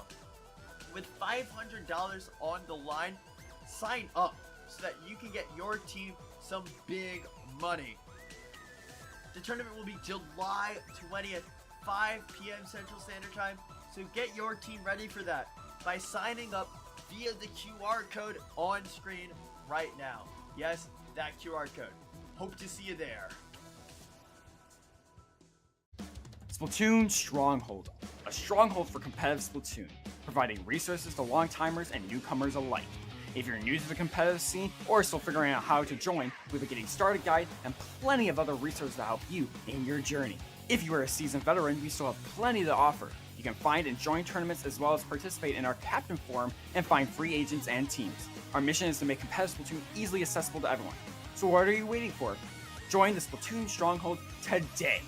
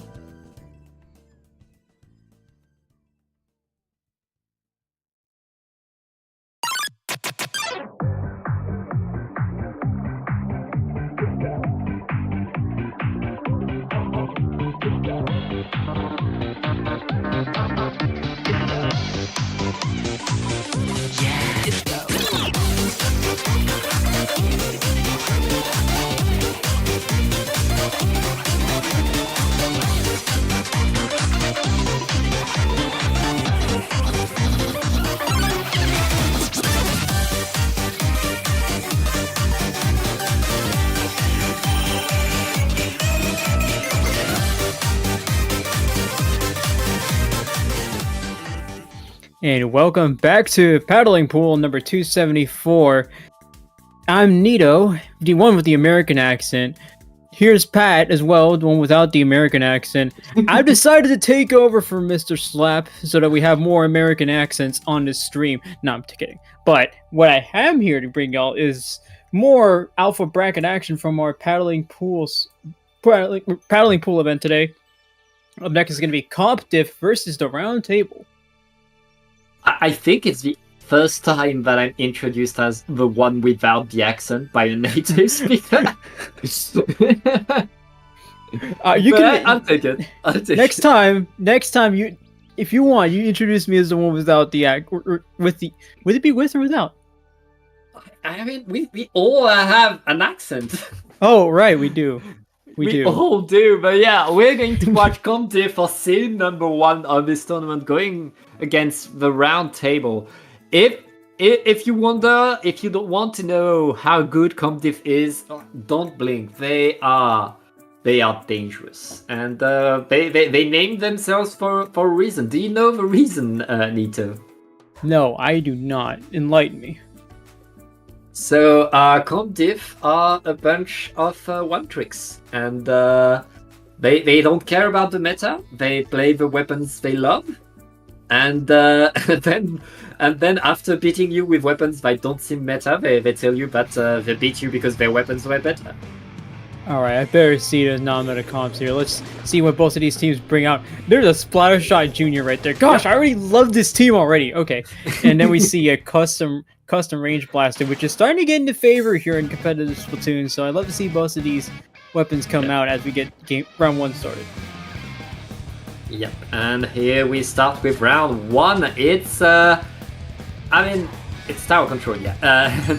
Getting control of that tower, you want to take control of the space before you take control of that tower, and that big bubbler by Titoli is going to help with that right now. It looks like Comp Diff is in blue. Yeah, Comp Diff is in blue, and Comp Diff is taking a lot of control right now, just pushing in, Punchy with a splash, just absolutely denying that platform. And now the first checkpoint, there's nobody to contest the first checkpoint. The big bubbler is gotten by the strikes, but Comp Diff is still on the attack all around that platform. And it's going to get even more tough for the Round Table, as Comp Diff had that splash on the tower, but that's going to be quickly replaced by the pencil. That splash already has a lot of power in and of itself, but looks like this custom range is going to start to do more work for the Round Table. Easily able to clear a few players off of Comp Diff, and they keep going with these picks. Round Table looking to get back into the flow very soon here. This Kraken should be able to help out. Almost could have gotten a pick on Punchy with the drop there, but Punchy's gonna stay alive, get a few picks on the tower too, and another one with their custom range. Wonderful job here from Comp Diff, getting them back in driver's seat. Back in the driver's seat, and with the crab tank getting more and more. Punchy is single-handedly keeping the Round Table into their spawn, but there's still one shot. Okay, the shot is denied on the side of Comp Diff. Comp Diff are going to push again, I guess. They just need to get someone on the tower. Okay, they get it. Wow, that was going to be quick, but they need to watch for that Slosher. That Slosher coming around the outside, easily taken out by Toady. Toady credited with that one pick against the shot earlier. Lots of stuff going on from Comp Diff, but Comp Diff knows one thing. Even if it's not meta, they just know they have to go fast and loud here. A no trade there from both teams as Comp Diff continues their push, but the Kraken's going to stop things for now. They still got people on the tower. Not for long. Punchy goes down. Cody's able to take a few points there, but Tiddly's going to continue to stay on the tower for now. Yeah, and it's working pretty well. They're taking their time, just getting that checkpoint, and now with the big bubble, they are moving towards the third and final checkpoint. Italy just getting in the fight right there, gets punished though, not able to seal the deal. The Round Table are keeping themselves alive and are pushing Comp Diff out of their platform. Finally, the Round Table able to breathe a little bit. Very nice direct by Kito here. Comp Diff not able to seal the deal. The Round Table, they only need to get back now, because at least they're able to just push Comp Diff away. Yeah, that's interesting about this match, what's going on here. that even though the round table is able to get themselves out of their own territory, funnily enough, it still doesn't seem like they're fully in control here. The round table is still struggling to get players up, or past CompDiff, or even up to a fight with CompDiff. So CompDiff is just doing so well here, playing the aggressive game. But Keto is going to be the one that helps them get back on board here. Might be able to get picked on today, but 3 players going down already for the round table. CompDiff gets a delayed wipe and is already back in control. Yeah, incredible cleanup by CompDiff, just nipping that push in the bud, but the round table is not done. They managed to get through the first checkpoint, they want more, and it starts with defending all of that Punchy. Had to move away from the Kraken, they're back on the attack, and right now, it's still the attack. Both teams just fighting for the tower. The CompDiff not able to really get the advantage. They had 2 players down and now they need to move away. Delta is picked, though Toddy is still in there, still fighting, and with 2 down onto the round table, CompDiff is going to throw another attack. Oh my goodness, CompDiff is, just like I said earlier, still in the driver's seat after all this time. The round table hasn't been able to capitalize on any of these numbers advantages that they've had. The round table has got 1 pick on Tony, and this could be their opportunity to move in. All they have to look for in front of them is going to be that junior, unless Punchy comes in with the assist. 3 players already going down for the round table. This has been the story of the whole set, and it's going to continue as CompDiff gets control yet again. They are so fast and Punchy, again using the crab tank. They know all they need to do is hold the round table for 13 more seconds. The round table need a big push now, but they don't have the resources to get in. And CompDiff, with these 5 seconds, are just pushing the tower in, showing what they can do. Overtime is not going to work. And CompDiff gets game number 1, Nito. I'm almost surprised that game went into overtime. Let it go through the whole 5 minutes, because my goodness, I mean, it almost seemed like if you looked at that overhead camera angle, this whole match, yeah, CompDiff would be past that halfway point for a good 90% of that match. It's just incredible to think about. The second CompDiff managed to get a single splat on the round table, they would move forward. And if they didn't get a splat on the round table, they would still move forward because they were so fast and constantly playing around the round table. That's the power of having a junior and a splash on your team. You are blazingly fast with constant paint on the map. I mean, they have so much paint in that composition. They're really showing these unusual ways to play the game really can work if you know what you're doing, and if you have the speed, if you can match up the speed that your weapon can give you. Yeah, and it's not like they weren't playing or trying to go for complete solo plays either. You saw Totally supply both Toady and Punchy with splat bombs. That alone is able to get some chip damage. So, I mean, this team works so well together that the round table just has yet to find any responses for it. They themselves have tried to go around the outside a few times, especially with the Slosher Ori on their side. It almost worked. I will admit, it almost worked on the pencil. But again, the ability for them to just know exactly where each other are, know where to go and how to respond, it's working out so well for them. And maybe things change here on Mako, or not Mako. Dang it. Mahi Zones. Mahi Zones. We're going on to Mahi Zones. It's a pretty classic map mode. Both of these teams know this map mode like the back of their hand. It's going to be about really, again, taking that control over mid, especially once the water drops. There's going to be a lot of space to paint, and the CompDiff, they've shown that they like having everything painted because they have a high paint comp. And in tower control, the round table, they were able to keep up with that because paint isn't that important in tower control. In here, with the amount of paint that the CompDiff is bringing, that's going to be a different deal, and the round table needs to match that paint. In Splat Zones, paint is basically the name of the game here. I mean, it actually pretty much is, but yeah, we're going to see similar comps from both sides. Actually, I think CompDiff keeps at the same comp. Roundtable is actually going to pull out the Stamper here, so maybe give themselves more forward pressure. They know that if they couldn't poke in the first time, at least the Zipcaster at the very least is going to help them do so. And there's already 2 picks on the side of CompDiff. The Roundtable does go 1 player down, but the Roundtable is going to be the one taking first dibs on the zone here. Yeah, the Roundtable not afraid. Winning that first team fight is key, and right now they are dropping the rudder. They are getting the points, and they are staying in position. CompDiff waiting, biding their time. They need to get their specials back because they lost pretty much all of them, and right now they're finally getting in, but there's 33 points left and 2 down onto CompDiff. The Roundtable is looking to keep the zone right now. What is happening, Nito? 20 points left and Titoli is getting 1, but they need a miracle right now. Titoli, what can you do? You need to take the zone right now! Right now! What? How did they get it? Okay. I mean, we're looking at 2 different sets here, I think, because now the Roundtable's gotten themselves up to 7 remaining. A team like CompDiff was going so fast, the Roundtable had no response. Now the Roundtable is putting CompDiff on the ropes here. Both teams going 1 player down, by the way, but I mean, goodness, we're watching 2 different sets here. The Roundtable is already this close to getting a KO win, and they can clear these penalty points, it's going to get even closer. But Punchy is not going to let them have it. Roundtable going 2 players down, but still holds control of the zone for now. Yeah, CompDiff are struggling in there. I thought they'd do better, but it looks like the Roundtable is in full control right now. That being said, CompDiff are finally in control of it, in control of the zone, and it's the Roundtable's turn to get a push. We have yet to see them push onto the zone, and right now the Zuka is activated.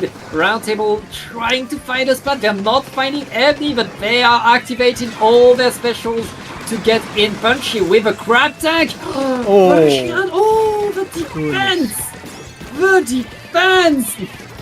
I mean, I saw it just as much as anyone in the audience did. There was 4 players grouped up in the same spot. Yeah. The Roundtable almost literally couldn't get out of it. This is the same thing we saw last set. And if they hold on for a little while longer, this could be a lead change, but it's not going to last too long. The Roundtable comes by to give CompDiff some penalty points, barely holds on to the lead. They're going to start trading a few picks as well, but the Roundtable comes in just at the nick of time before they lost that lead. A huge recovery there. Yeah, the Roundtable keeping that lead is so important for them. There's only 2 minutes left into this game. If the Roundtable is able to delay just for 2 minutes, they can win this game. But right now, CompDiff are punishing the Zipcaster and trying to get a bit more. Ooh, that's a sniper duel for you right now. There's not much time left for CompDiff, for Roundtable to get back in there and deny the lead again, but they need to get in. The strikes are deployed. Are they enough? They are enough to neutralize the zone and capture it. Penalty is applied. Ooh, Kito getting in there, chasing the last one for CompDiff. Roundtable gets control of the zone right there with 1 minute and 15 seconds left. The Roundtable is in a huge spot. Wow, I mean, this is far different from the last match, in where CompDiff is holding control of the entire match, but now CompDiff and Roundtable can't decide which team wants to hold a lead for longer. CompDiff gets the zone back just in time to give them more penalty points. CompDiff is going to hold on to this for now. Their Roundtable has Cooler ready, but they're going to need to move very quickly here. Delta goes down to a bomb. Someone else goes down on the Roundtable. There's only 2 players left. There might be a delay triple here unless Ori's able to win that fight. They do it. That's on the bottom of the screen there. But 2 players versus 3 on the side of Roundtable. CompDiff loses control of the zone, but still holds on to keep it neutral. Might be able to take control of the zone here. Punchy gets the pick, and that's going to be control swapped. That's such a back and forth game, but CompDiff needs to hold the zone, and right now the Roundtable, all they need to do is paint. All they need to do is just paint the zone once.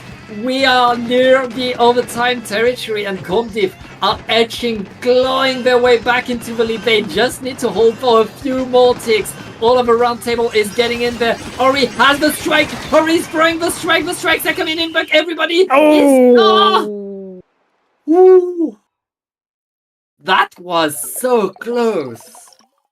Oh my goodness! And just when it did, and that's the cool thing about Roundtable here is that didn't look like a desperation play. It still like that. It still looked like that push-in was calculated, but Yeah. even then, I mean, CompDiff just holds on almost barely here. It was all thanks to Toady, who's at least able to take or keep control there. Punchy works so well with Yeah. this crab, and then we got Tiddly and the pencil, whose name I totally didn't just forget. Does so well holding control of the zone here. I mean, all you need to do is sit that Junior on the zone. That will keep enough pain for you. You let Toady and Punchy do their thing, but oh my goodness, this was so close. Ori gets the Ink Strikes on, but just barely holds on. CompDiff holding on to win the set. Yeah, great showing by the round table, but even a greater comeback by CompDiff. They're going to move forward in this bracket, and so will we, Nito. We're going to take a short break, and we'll be right back with round number 3.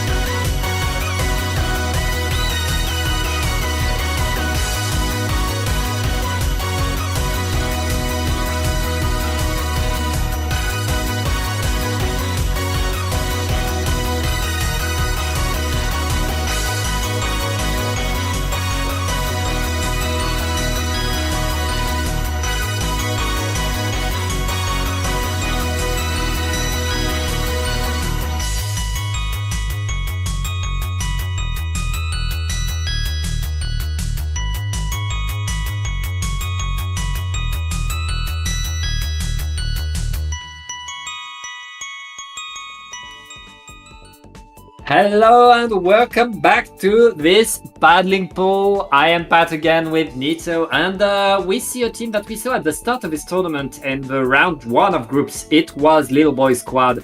They made it this far, and Nito, they made it this far, beating seed number 4 of this tournament to get here and go fight White Guard. A team with a bunch of names I've seen a lot, a very experienced team, but like they can't lower the guard because I mean Little Boy Squad are here to take names. Yeah, you mentioned notable names. Pika and Crimothy are the first ones that stuck out to me because that's I immediately think Cherry Lyman anytime I see Crim. Oh, yeah. So Crim for Red Sun, I'm sorry, but Crim from Cherry Limeade, that's the one I'm talking. That's the one at least we're looking at right now. It's going to be one heck of a matchup, and especially like you mentioned, Little Boy Squad getting a upset against T, or at least a seed, or upset in terms of seeding against T. I think we're up for something pretty huge here as we head towards game 1. Yeah, and speaking of huge, this is game 1 of 5 because wait, Little Boy Squad bringing a Octobrush and the Tetras. Talk about a curveball. Okay, Octobrush and Tetris. I like to see what's being cooked here. I love it. I love it as well. I mean, that is not something you see too often in comp, but that is something you just love to see when you do see it. By the way, that's going to be X-Ray going for first dibs on the heavy edit, and that's going to be a nice fight there that Little Boy Squad is going to win. Wide Guard currently finding himself 3 players down. That is a huge opening for Little Boy Squad, who's going to be able to take this first checkpoint very quickly here.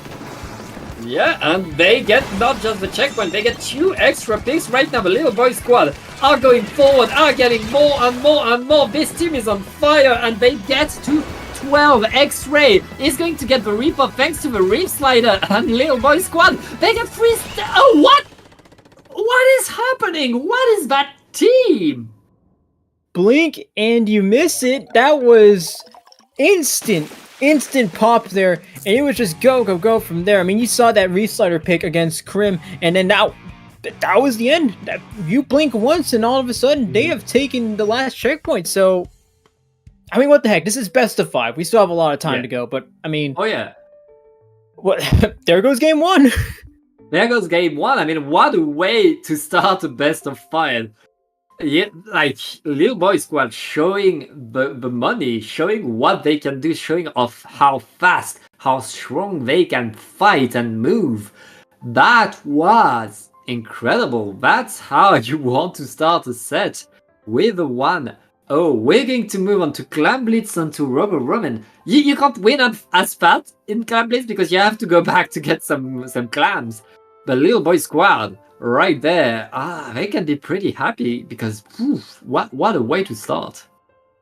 I mean, this the objective you're playing here, Clam Blitz, is going to be mostly similar to Rainmaker. So I don't know if Little Boy Squad shows up to game 2 with a similar sense of urgency. The only difference is going to be clam management and how they manage that. But I mean, if you could do that, then maybe, just maybe, this is another walk in the park for you. But this is game 1, so I've seen many instances where game 1 is incredibly different from what we see in the rest of the set. So Wide Guard, now having an idea of what Little Boy Squad's like, is going to be approaching game 2 with, I think, a different view or a different way of seeing things. See what they come up with here. Yeah, but they need to come up with an answer right there. It looks like White Guard is bringing the new Splatana, the Decapitator, to the battle. I mean, you need to fight fire with fire. You want to throw something that will throw the opponent off their mark, and I feel like a Decapitator against the Tetras, it could be pretty good because it's hard to miss the Tetras with Decapitator. I mean, if you want to slow them down, sometimes you got to bring out the big guns. That's going to be the Decapitator from Crim. They also have to note they have the Neo Splash as well, so that's going to give them more. That's going to give them more splash walls, and it's also going to give them a Trizuka on their side. So that's going to be a huge pick for Wide Guard as they actually get inch closer and closer to that basket. Little Boy Squad having to back themselves up just a little bit. They're not going to be as fast as we saw in that opening in game 1. but Wide Guard has that power clam, is going to start to get themselves ready. You can see Krim actually going around the outside with the Inkjet. Might get a pick on Palm. Palm so weak, doesn't get the pick though. Palm just barely survives, and they're going to get the basket though. Wide Guard getting the last laugh here. Maybe another basket to boot. From another clam. Ooh. Very nice opening there. Pika, they don't know where Pika is. Pika is going to get a few more clams and before being sent back to spawn. But I mean, Wide Guard getting a very strong push. Little Boy Squad with that survival from the pencil, able to limit the damage. And now they're back in control of mid. There's 2 players down on the side of Wide Guard, and it's Little Boy Squad starting to push now.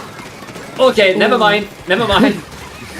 And as quickly as you say that, we see the classic commentator's curse coming. That's a delayed wipe for Wide Guard. Little Boy Squad looks so good there, but ultimately goes down all their players and finds themselves back where we were a minute or so ago. But Wide Guard has 2 power clams to look forward to. Krim is already trying to look to poke towards the outside, but Palm able to clean that up for Little Boy Squad. Both teams trading a few picks. Here comes the cooler. Should be a few more picks for Wide Guard, but Wide Guard's make their moves quick. Little Boy Squad's gonna have their players up very quickly here because they do have a cooler, but so does Wide Guard, and they have 2 power clams to boot. This could be a huge push for Wide Guard if they're able to make it happen. 49er comes around the outside as well, says I can do it too. There are gonna be a few more picks. That's 2, and that's gonna be a huge stop for Wide Guard. Make it 3. I mean, Wide Guard able to reopen the basket, not able to extend their score, not able to beat their penalty. So they reduced their penalty, but they didn't do as much as they could have because, Little Boy Squad again able to get back into a fight, but they lose 3 players. They lose 3 players on Wide Guard. Painting mid right now. Wide Guard not trying to get much more because they didn't have a Super Clam at the ready. They have full control of mid, and they're just waiting, biding their time for a good push opportunity. And that is going to be a quick setup for Wide Guard, who can see themselves getting 3 players up. That's a huge advantage for Wide Guard. But they do get actually the power clam towards that basket. They get 3 points at the very least. There's still that power clam waiting to inch themselves close to that basket. They're going to need to make a move very soon here, but that basket's going to close right then and there. Little Boy Squad, though, still finding themselves on the back foot here. Unless 49ers able to get a pick here. That they actually do, okay. But Krim's going around the outside. Goes picked off by 49er. But oh my goodness, Little Boy Squad is constantly having to be on their toes here. Little Boy Squad really walking on the razor's edge.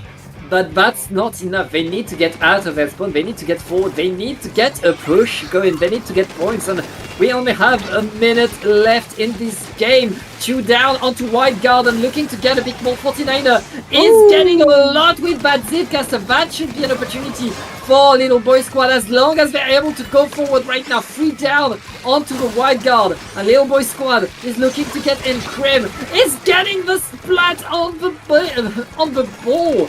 And delaying. Palm has the ball now, activating the tactical. All of Little Boy Squad needs to be able to get with that push. Pika trying to flank trade to get there. There's so many super clams. If Little Boy Squad are able to get that push, that would be huge. But it's 2 down on each side right now. Oh! Everybody's going down.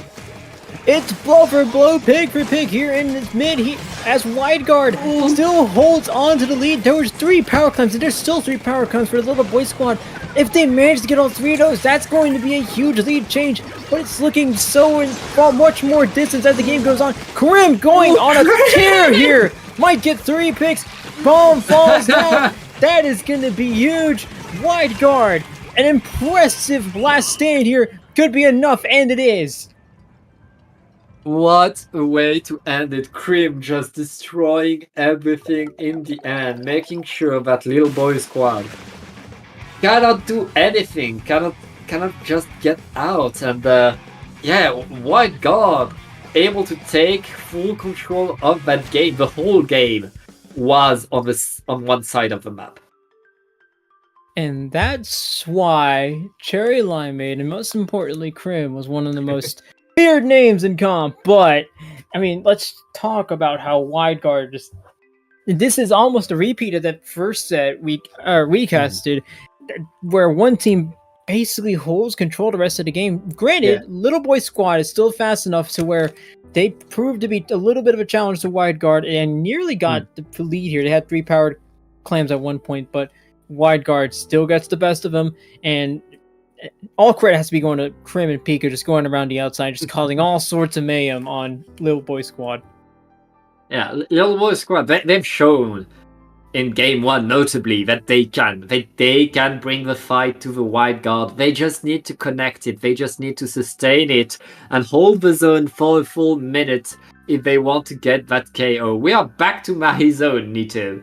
We are back to that zone where we almost saw an upset in the previous round. So this is a good map mode for upsets tonight.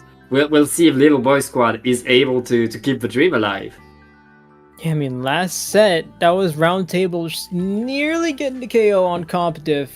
But this, I don't know, I say upsets, but it seems like both of these teams are well within each other's skill level. I mean, from what I've seen these last few matchups, there's no telling how close this match can get. Both of these teams pulling similar comps, or at least the same comps we saw last set, so no major changes here. Yeah. Creamity bringing back the Decapitator. I think this is to get the comp advantage against what Little Boy Squad is bringing. Little Boy Squad, like, with such a unique comp, and X-Ray just getting in with a Tetras, dancing around and finally getting punished, but Wide Guard cannot have to stay on their toes right now. Little Boy Squad is going to take control of the zone and getting in. 49ers with the Zipcaster is just forcing Wide Guard to stay into their spawn. And it looks like Little Boy Squad are holding that zone, Nito. And earlier, that was Krim going for a play with the Inkjet, ultimately goes down. But Little Boy Squad, back to what we saw in Game 1, holding their own here. They're going to need to watch out for Krim, who's been able to do this so disruptively in the last few games. Krim already going for the outside play here. June nearly goes down. Actually, both of those plays going down. 3 players down. Palm is left to their own. Going to have to back up here. Krim doesn't have enough time with that. Inkjet backs off as well. Wide Guard takes control of the zone here, at least giving a few points to a few penalty points to Little Boy Squad. But Little Boy Squad's going to get back in control very quickly here.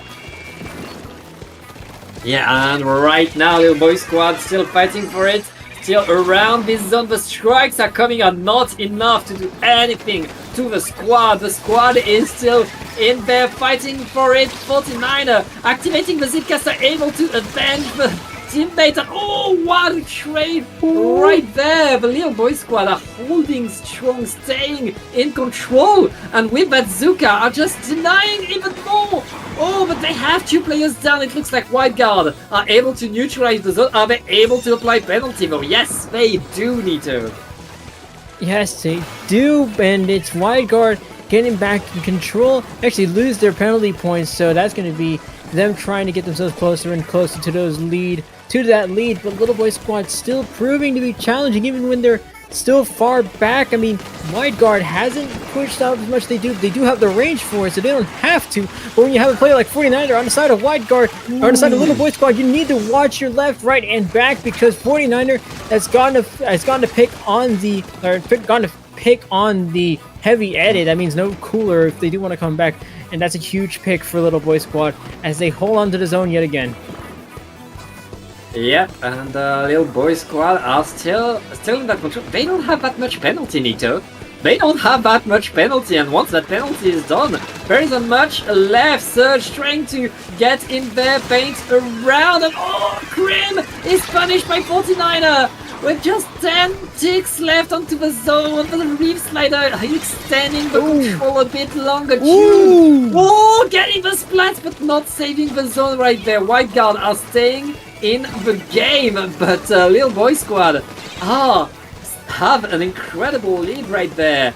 We have less than 2 minutes left. Oh, it's just X-Ray. It's a wipeout. Wide Guard get huge control. They get the whole map right now. They need to use it well because they have a huge lead to come back from. lose the battle to win the war. It was like that for Little Boy Squad. They did get a few picks with that Inkjet, and ultimately they actually got control of the zone yet again. But Wide Guard is actually the one winning the war right now as they've got control of the zone. They've got rid of those penalty points, and now they're going to start to get themselves closer and closer. You need to watch out for Krim, though.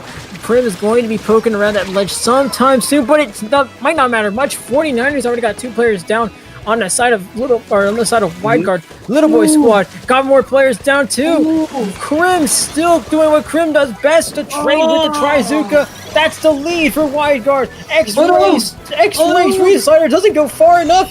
Yeah, it might be lead change, and it's going to be a KO for Wide Guard.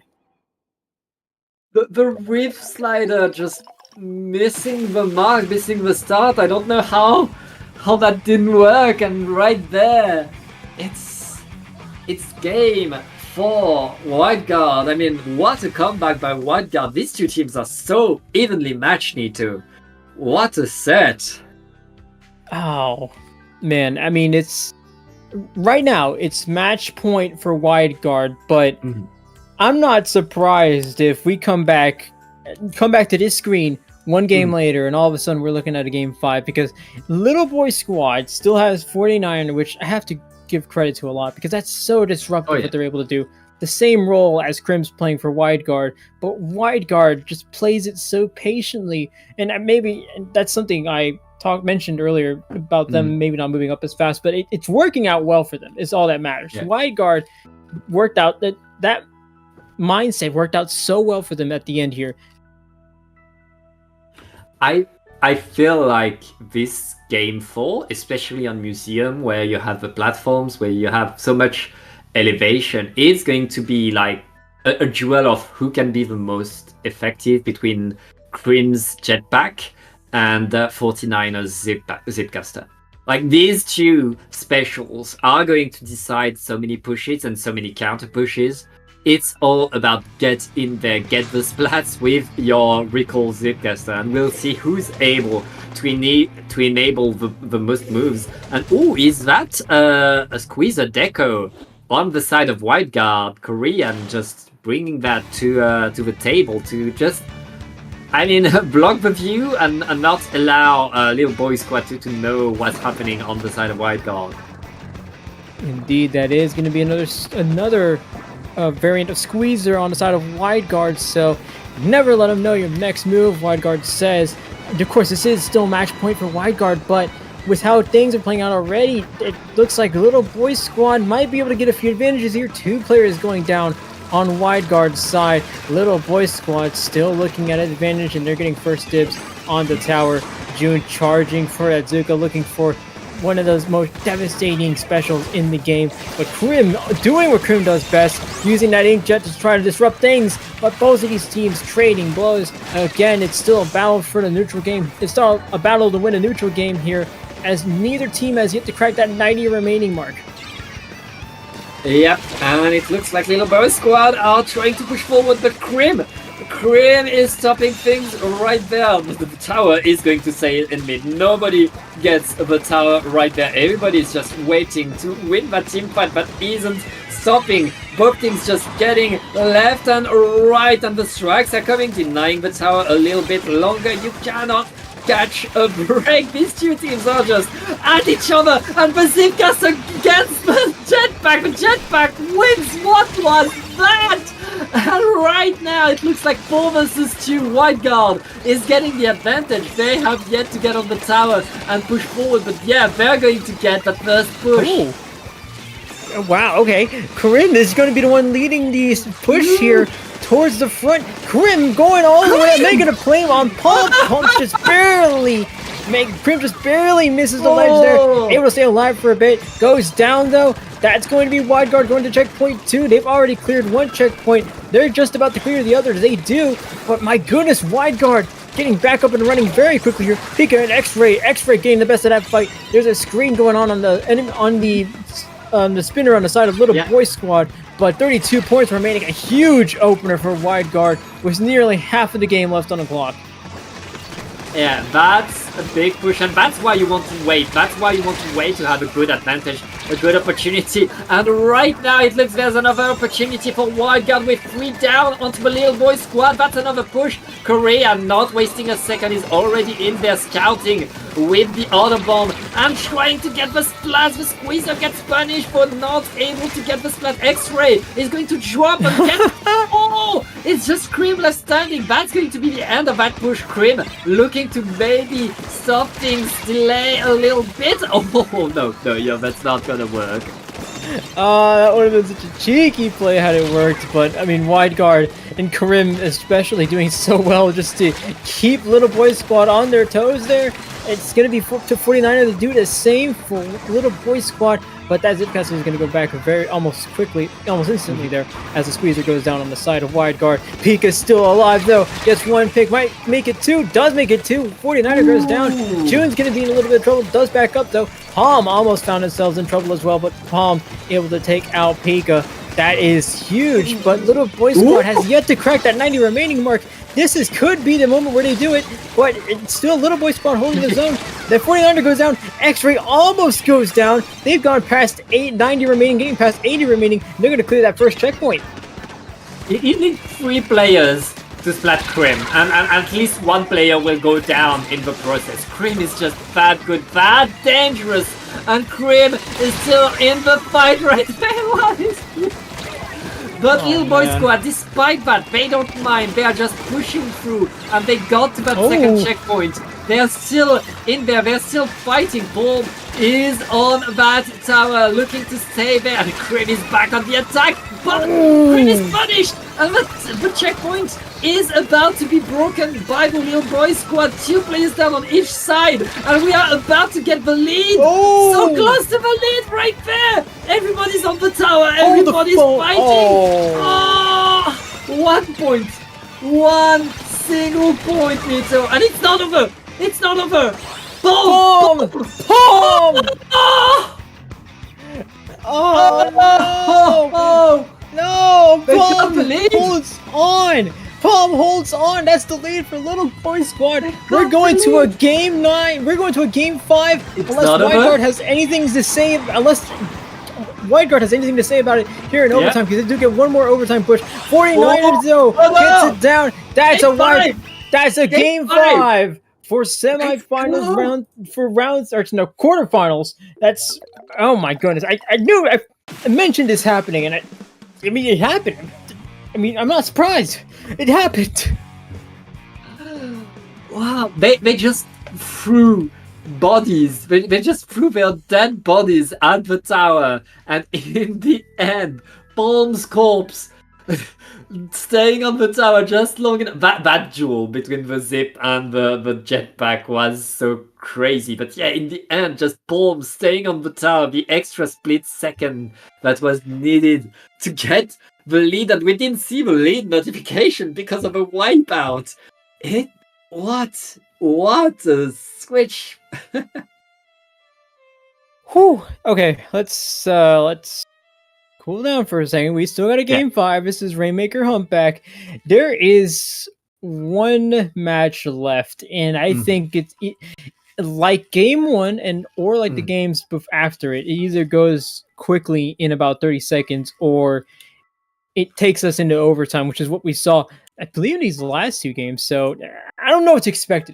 I'm not going to mention anything. I'm not going to say anything. I'm just going to say, let's go straight towards game 3 and let's just see what happens. Yeah, it's I mean, we've seen these 2 teams, like, don't expect anything, because anything could happen. Anything. We've seen what Little Boy Squad can do in Rainmaker. That's all I'm going to say.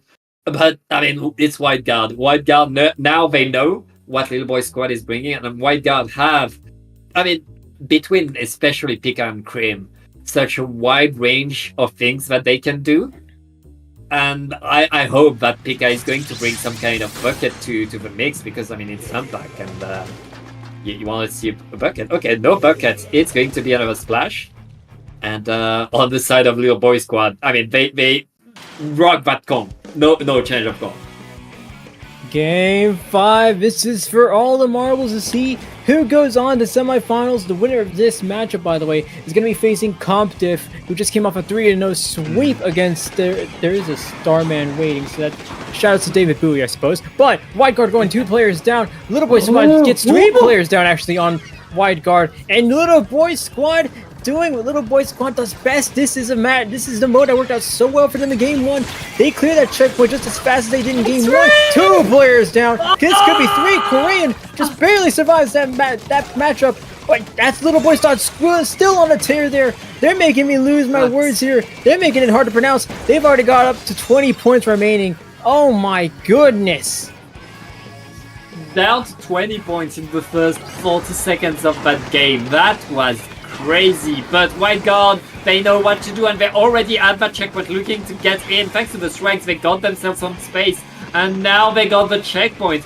If they get one good push, they could get that lead back to not blink, but it looks like Little Boy Squad are reacting, are already taking back some control. We are back into a fight for mid, and it's a tough fight. Krim is still in there. We know how dangerous Krim can be. X-Ray grabs the Rainmaker, tries to move forward, but he's just bullied. Has to dodge everything. White Guard just not letting Little Boy Squad have any breathing room. And Surge right there with the heavy edit is waiting, and Speaker is going to stop the Rainmaker there, Nico. Okay, White Guard is Little Boy Squad is holding on to a very strong leader. They're up to 20 remaining. Of course, no lead is going to be safe in competitive Splatoon, but Krim gets 1 pick with the Jet. 2 players going down for Little Boy Squad. Palm is in a bit of trouble here. Korean, you can expect Korean to go right in front of Surge as Surge tries to sneak up a little further. Watch for that bomb. Bomb goes off. Everyone's still up, and it's going to be a patient game to see if they can get themselves up. But 4 players going down. Little Boy Squad has a wipe just before White Guard can cause any more trouble.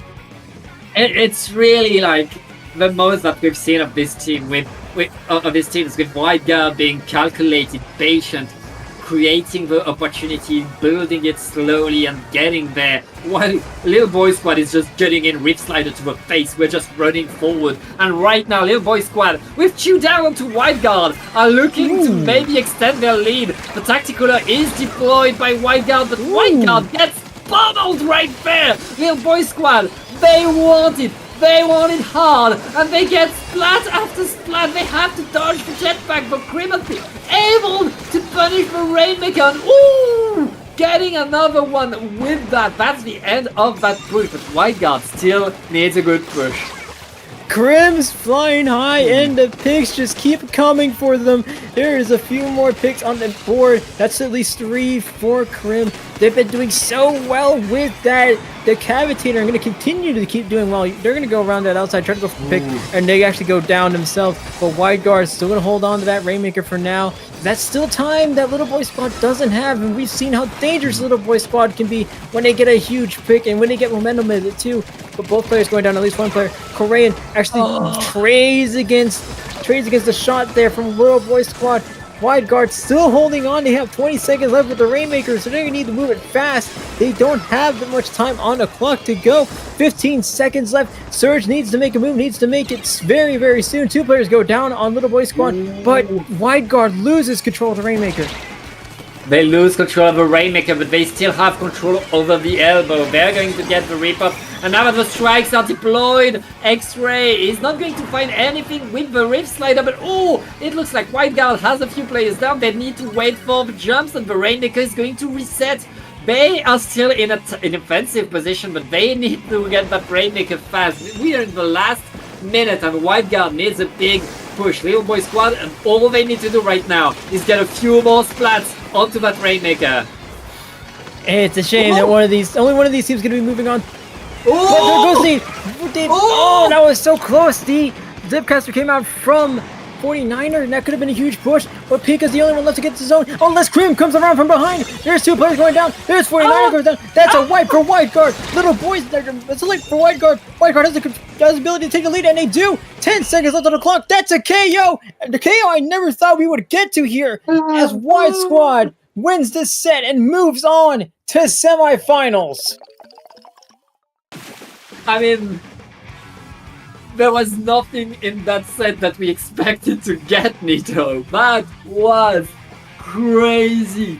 That was so intense.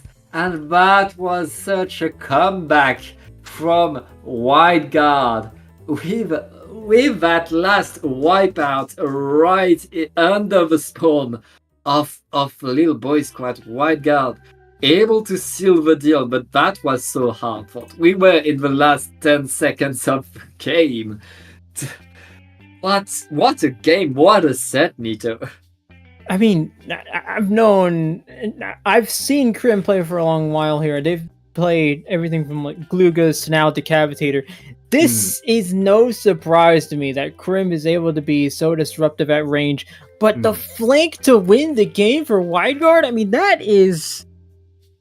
that is an incredible move there. Almost a cheeky move, but it works out so well that Wide Guard takes what's been such a close set to move on to semifinals, where they will be facing Comp Diff.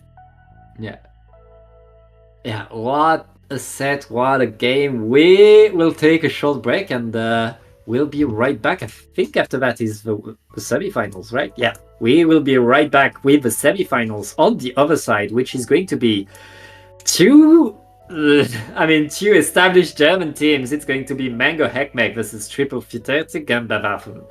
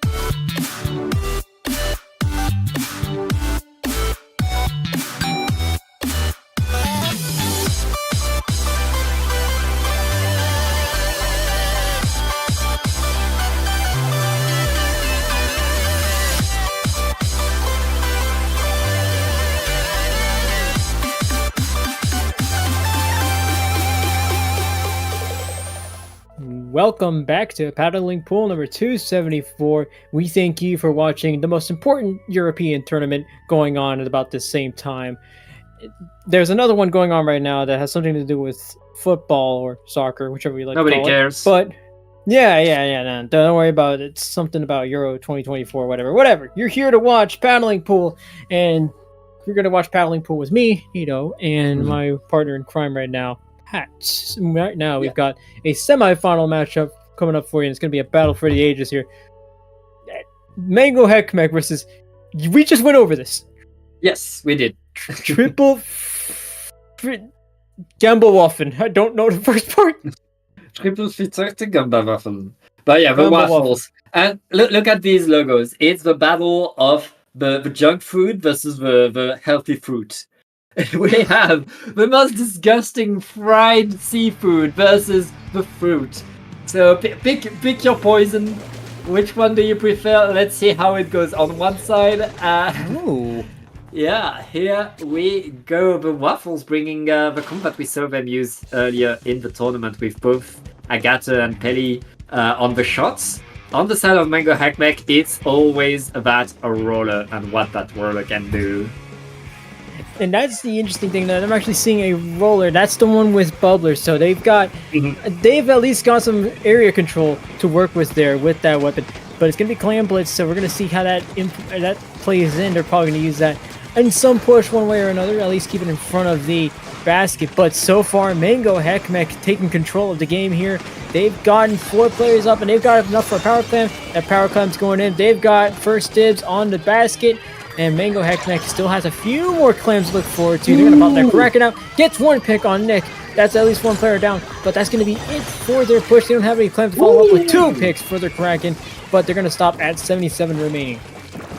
Yeah, that's a failed push for a start. That's still a push, that's still some points on the board, but it's unlikely to matter much as the Waffles are ready to fight again. And by the way, these 2 teams, they fought earlier in this tournament. They were in the same group, and they went 2-1 against each other. Mango Heckmeck won, but just by 1 game. And right now, we are still in the fight area with the roller getting so much, able to activate the big bubbler, and able to get a lot of splats. Mango Heckmeck getting in right now, reopening that basket and looking to extend the lead. And we actually saw the Waffles earlier in this set. That was a team that beat Corrupted Light to get here, or at least on their path to get here. But Mango Heckmeck looks to put a stop to that path. They're already up to 27 points remaining in this semi-final round. They just have a few more to get to. That trip strike will definitely get them closer to that basket, and they have a few more clams to boot. That's a nice fight from one of the shots on Mango Heckmeck. Few more clams and 6 remaining. If they get 2 more, this can be it for Mango Heckmeck, and it is a quick finish to Game 1 of this set. Now that's the push that Mango Heckmeck wanted to have. And that was quite the game by Mango Heckmeck, really taking control and maintaining splat after splat after splat. The Waffles were staggered and need to regroup, need to stay together and not let Mango Heckmeck pick them up one by one like that. And as much credit as we're going to give to the Waffles for making such a jump to Division 3, I mean, this was a team that not long ago we were talking about possibly getting a lowing when now they're up here playing a set against Mango Heckmeck in what definitely won't be a complete sweep. This is still going to be close just because of how well both of these teams can play, but ultimately Mango Heckmeck's the one on top here in terms of skill level. They're the ones in Division X right now, but you could best believe the Waffles are going to be bringing the best to this fight as we get to Game 2, which is actually going to be on a map we don't see too often here. It's going to be Tower Control on Lemuria Hub. Yeah, especially Nito, because they're 2 German teams, they enter the same tournaments. They play each other. I'm sure they play each other all very often. They know each other. They know what each team is bringing to the table, what each team can do. This is very much like a family matter of the 2 of the figureheads of the German scene fighting each other for their spot in the finals right there. And Mango Heckmeck showing who's the elder brother like it's the elder brother showing who's boss right there, and the Waffles, they're fighting, they're getting there. They still need to get a little bit better and keep that roller away. I mean, you talk about older brothers. This is like Mango Heckmech giving the Waffles a controller and saying, "Yeah, you can play with me, but this controller's unplugged. They're not doing anything on that screen. So you know what? You can play too, but you're not really playing." I will say though, I mentioned the Waffles playing a set earlier on the stream. They actually play Corrupted Light, which is a Div 1 team. So for them to get that win and for them to get all the way over here, it's definitely going to mean something, and it's definitely something we're going to need to watch out for. Oh yeah. But I do want to talk about more of this map. This is not a map you see a lot in competitive Splatoon. In fact, if anything, you might actually see Marlin Airport a little bit more on competitive Splatoon. But Lemuria Hub is definitely going to be.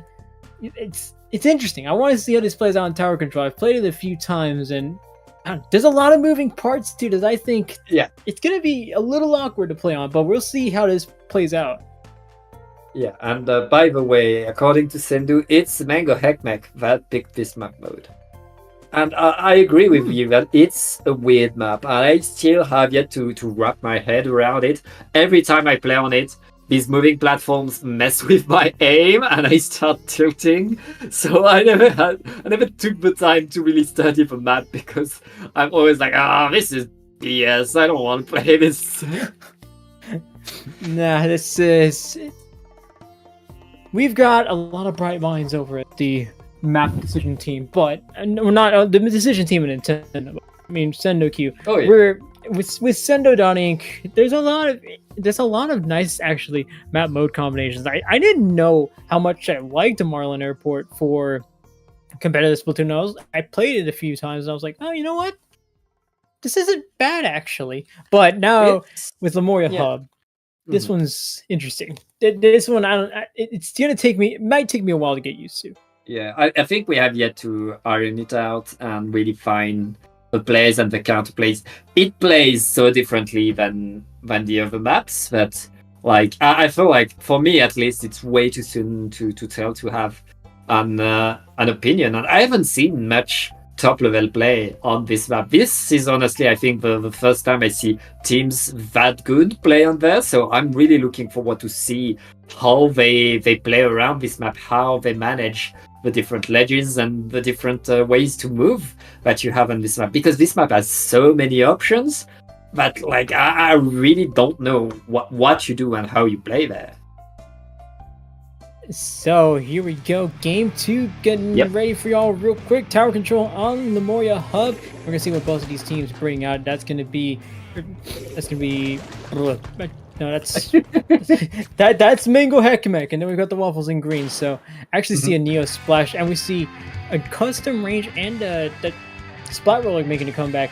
And we actually see the Waffles do away with the pencil. They actually bring out the custom blaster. Different the custom range, that one will also, the custom blaster will also have bubble.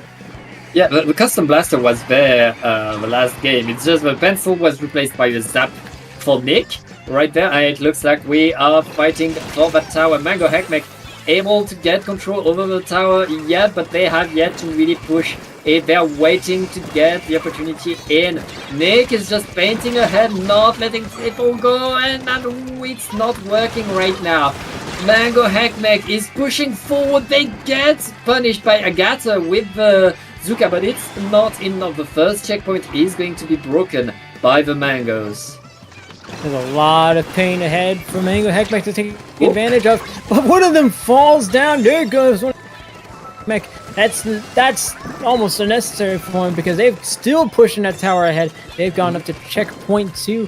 Mango Heckmech looking pretty strong here. So you see the Waffles now try to deal with the little ramp here. Another one falls down. That's 2 already, I believe, in this set. That's them going, and that's going to be Mango Heckmech cruising on to checkpoint 3 now. That custom blaster on the side of the Waffles is still trapped on the little corner there. This is already a strange... There's a lot of strange things we're seeing in this map, but that's going to be a wipeout for the Waffles as Mango Heckmech stops at 7 remaining. That's a little bit of breathing for the Waffles. That's a little bit for them, but they need more than that. They need to stay in this, and now they're going to need a huge huge push in order to get back into this game. Mango Heckmech have gotten to 7-2. That's huge.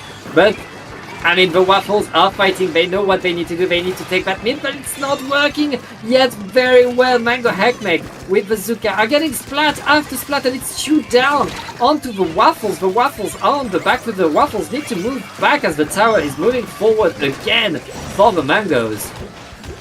Moving forward, and so is this Kraken moving forward. The stress for the Kraken causing some more distress for the Waffles, but that Kraken quickly goes down. 2 players going down, actually, for the Waffles. Mango Heckmech still holding on to a numbers advantage here. They do have 1 player go down, but that player's going to come back very quickly.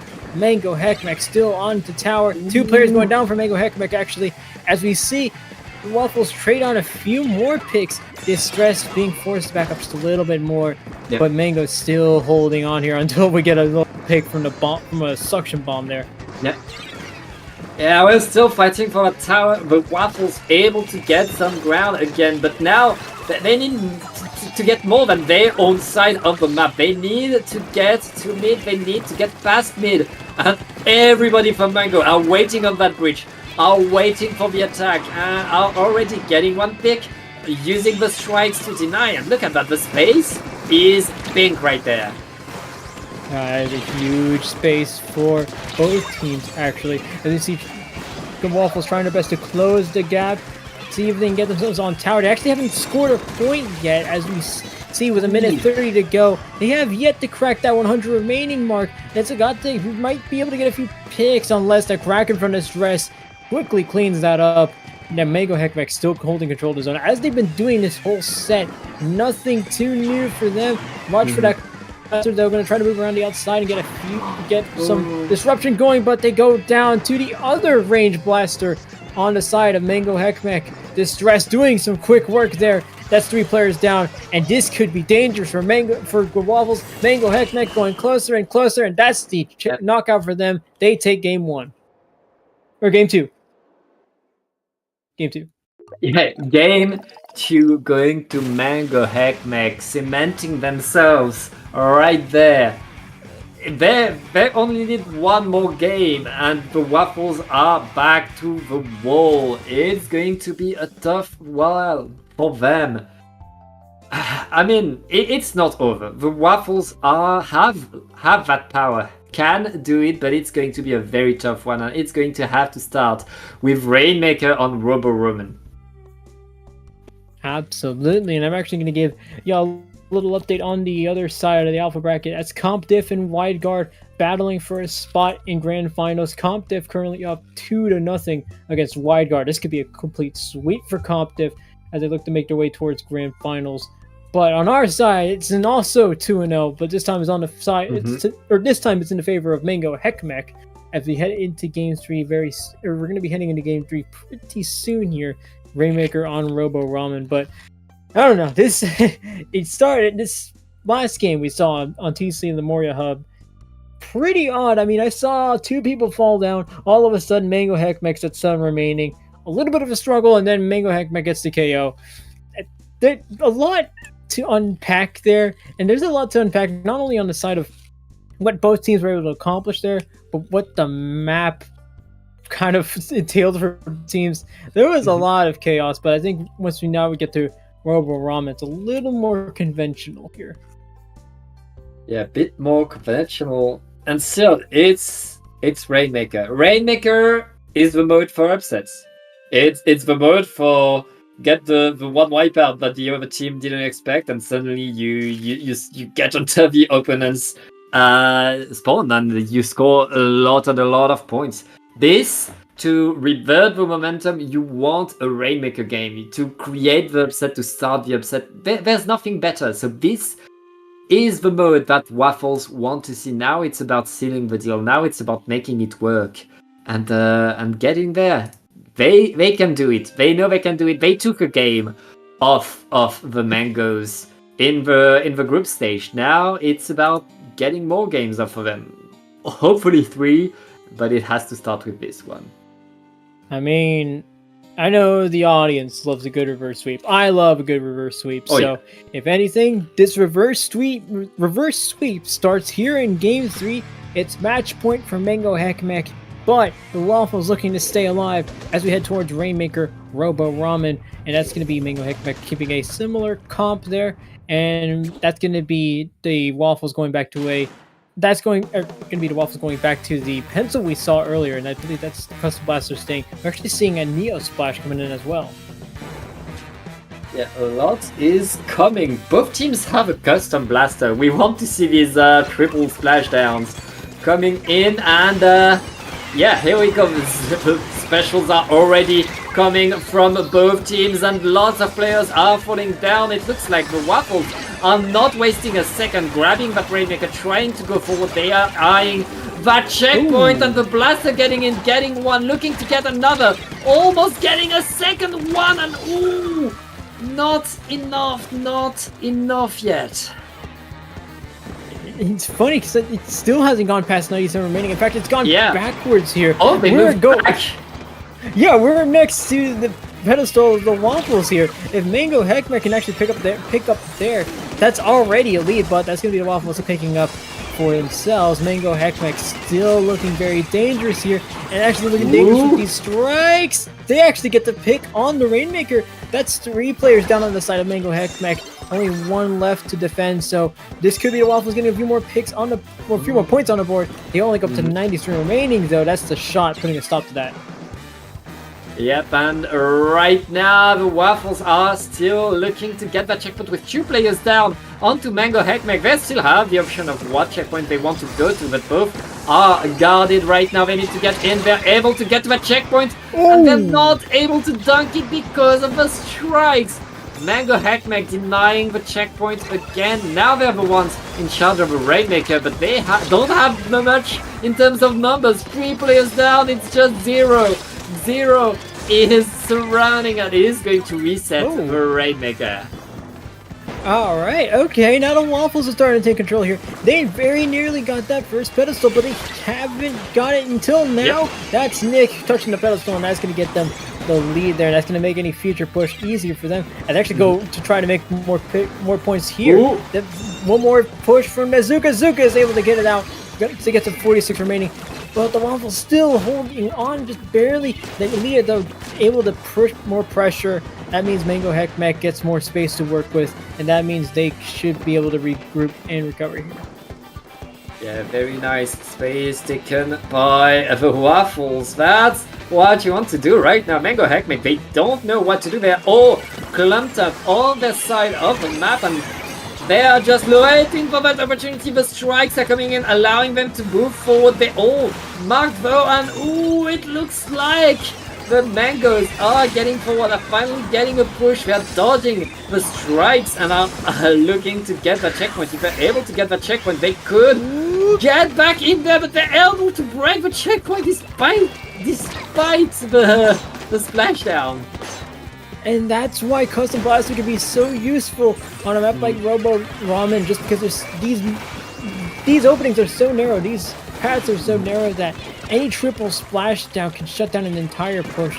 And that's how Mango Heckmech is currently stuck at 70 remaining. But that's going to be the Waffles taking the Rainmaker there. They're going to go down. They reset the Rainmaker.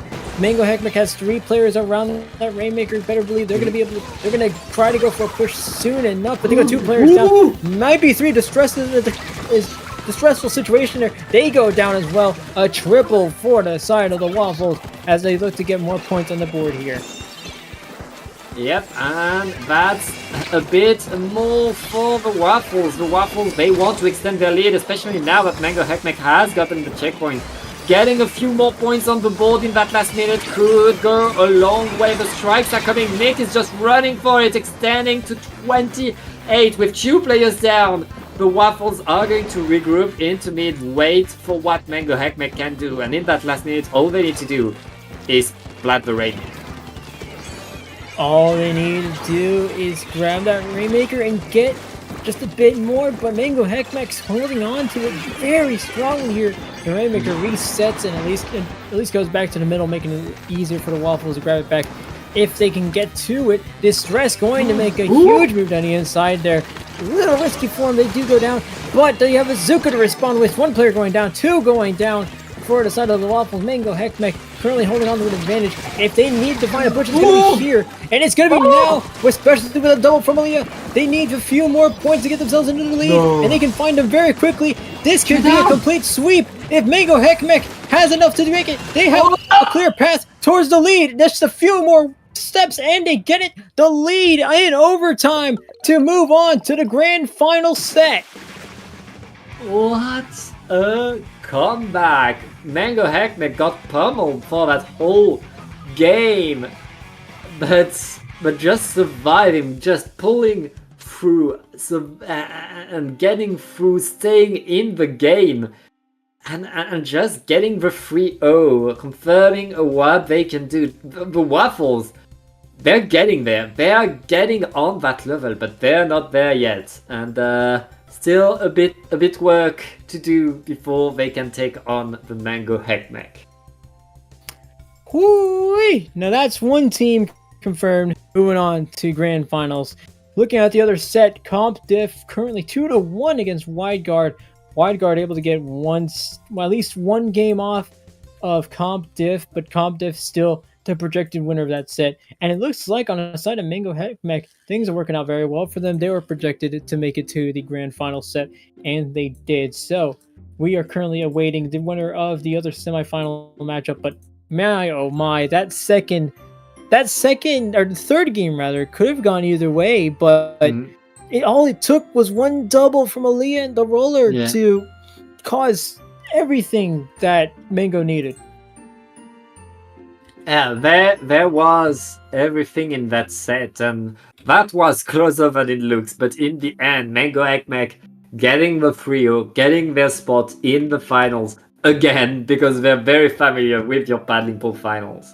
We will see them very soon. Do not go anywhere.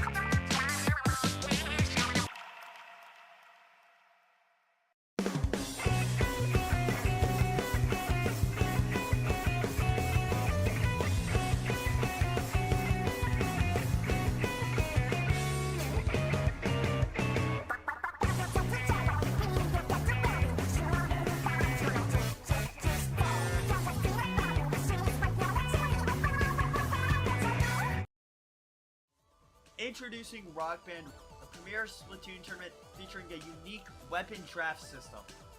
With $500 on the line, sign up so that you can get your team some big money. The tournament will be July 20th, 5 p.m. Central Standard Time, so get your team ready for that by signing up via the QR code on screen right now. Yes, that QR code. Hope to see you there. Splatoon Stronghold, a stronghold for competitive Splatoon, providing resources to long-timers and newcomers alike. If you're new to the competitive scene or still figuring out how to join, we have a getting started guide and plenty of other resources to help you in your journey. If you are a seasoned veteran, we still have plenty to offer. You can find and join tournaments as well as participate in our Captain Forum and find free agents and teams. Our mission is to make competitive Splatoon easily accessible to everyone. So what are you waiting for? Join the Splatoon Stronghold today!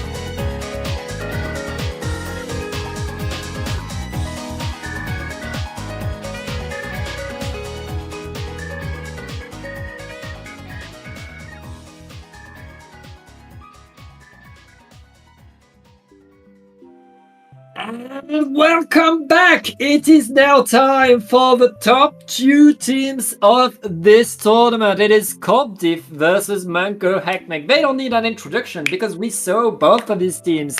Yet, Compdiff, like the scene number 1, the dangerous players coming in to win it all. On the other side, Mango Hackmack, I mean, paddling pools like darlings, they come here pretty much every week and they always place incredibly well. Welcome to both of these teams. Only one of these teams can win though. I am Pat here with Nito. Nito, are you ready for more surprises and close sets? I don't know if I am. The entire time I've spent. I have to be strong, but this entire time I've been casting, we've seen so much happen. I mean, from the previous set, I think it was the previous set, but Mango Hackmack just barely clutching up that overtime win against the Waffles to get themselves here. That is enough for me to tell you that this is going to be one heck of a grand final set. And I don't know what to expect. I don't know how to expect 3 players on one team, by the way. That's off to a wonderful start already. So, and one of them's already gone off the map. If you want to Compdiff your opponent, I think 4 players is a good start. I feel like you should bring 4 players to the table. Otherwise, I mean, you can try winning with 3 players, but don't. You bring 4. You have 4 players, bring them 4. Yeah, usually in the 4v4, you want 4 players. Having 3 is not enough, unless you're playing your 3v3. In which case, having 3 players is enough. But I don't know. This is a game where usually 4 is 4, no more. 3, they'll have you beat. And this is a rhyme I just came up with. So we'll have. And before I come up with any more rhymes, we should have game 1. The actual game 1 getting ready for y'all real quick. But I don't know. Looking at some of the comps, Compdiff, like you mentioned earlier, this is off meta comp, off weapon choices that you might not see elsewhere, but it's worked out so well for them that they've gotten to grand finals, and we're going to see how it works out for them here if we get all 4 players, and we do. Yes, 4 players are coming. It looks like Mango are also bringing 4 players, so we have a game, Nito. Let's go. And Compdiff no longer have a charger for this. I mean, on Undertow Spillway, that's probably a good idea to switch to the heavy edit on the side of Jay. That's a bit more speed, and I mean, a tactic cooler for your team is always a nice thing to have, especially for Rainmaker. And Distress is already going to go on defensive here. Try to poke around and see if they can get 1 pick off the board, but ultimately going to have to back up. Tiddly there gets the bubbler popped off. Doesn't actually get the pick on the roller. Roller gets 2. Aaliyah with a huge opening. That's a delayed triple, I believe, on Compdiff. Mango Hackmack going straight for the first pedestal, and that's going to be it. That's a huge opening for Mango Hackmack. This stream has certainly been no stranger to huge opening pushes on Rainmaker, especially on Undertow. We saw one go to a KO very quickly here, and it might just be the same for Mango Hackmack, who continue to push that Rainmaker. Mango Hackmack not stopping, but Compdiff able to shut it down, able to get back control of their side of the map. 31 is a good first push. It's a good first push. Nothing is safe on this map, but having a lead at 31 is a pretty good start, especially since Compdiff, I mean, they need to get the checkpoint. They need to get any points, right now. That's right. I mean, Compdiff is already looking at a 31 remaining lead, so they're looking up a pretty steep hill here, and it's going to be even steeper when you have Y there. But Mango Hackmack making huge picks, huge plays with that Zuka, and might be one more from Distress, who doesn't actually get the pick there. Punchy's still in a bit of trouble, does actually go down eventually, but that's 2 players down for Mango Hackmack. Compdiff still holding on to a numbers advantage, make it a triple for them.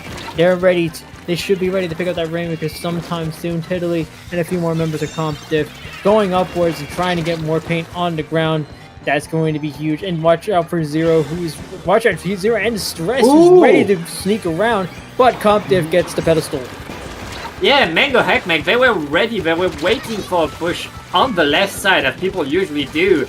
Comdiv recognizing that, got a checkpoint for free right there. And now Tony, he's punished by a curling. Dying to a curling right there, Alia. Just getting another one. What a defense by Mango Heckmech. Mango Heckmech, they still have the lead, but they don't have the checkpoint advantage anymore. Oh, and Toady earlier. I forgot to mention Toady, who's able to do so well sneaking under those ledges. Mango Heckmech needs to keep an eye out for Toady. Oh, yeah. Because Toady can be very disruptive, as we saw in earlier sets. But so far, Toady and the Heavy Edit trying to take out one player. They do. Both teams going down at least one player. Mango Heckmech able to pick up the Rainmaker, take it to the other side. Might be able to build up on that lead. Has caught Comdiv off guard, but Zero there quickly goes down. A combined effort by Tiddly and some of the other members of Comdiv as Mango Heckmech's push stops there. Yeah, that is the end of this push, but it is not over for sure. Mango Heckmech is still fighting right there with Comdiv. Comdiv able to get out of Punchy, activating the Crab Tank into mid. Oh! Bomb! The bomb locked by Zero, just stopping the Crab Tank in its track. And that is the opportunity for Comdiv right there. With 2 down onto Mango Heckmech, it looks like Comdiv is going to get another try at the Rainmaker. They are going left this time. They no longer need the checkpoint, they only need the points. They need a good sustained push, and that goes to the left, but the Blaster Distress able to stop the push right there. All of Comdiv has to move back and respect the firepower that Mango Heckmech is bringing right now. Mango is still being relentless here. They want to pick up that Rainmaker and at least get it out of their own territory, because Comdiv has it and it's such a precarious spot here, and Comdiv can move very quickly, as we've seen. So Comdiv still waiting for this opportunity. Both teams going at least one player down. Mango Heckmech's just waiting because they know that all they can do here is wait and see if Comdiv makes a move somewhere. With 30 seconds left on the clock, Comdiv is going to need to make a move very soon. Yeah, a move very soon indeed. Alia! They are getting behind everybody, activating the bubbler, and Mango Heckmech gets the wipeout. Mango Heckmech is, with just 15 seconds left, they don't need to push. They don't even need to push, they can just stay there for 10 seconds and win the game. But Comdiv not wasting a second, they get punished trying to splat that Rainmaker.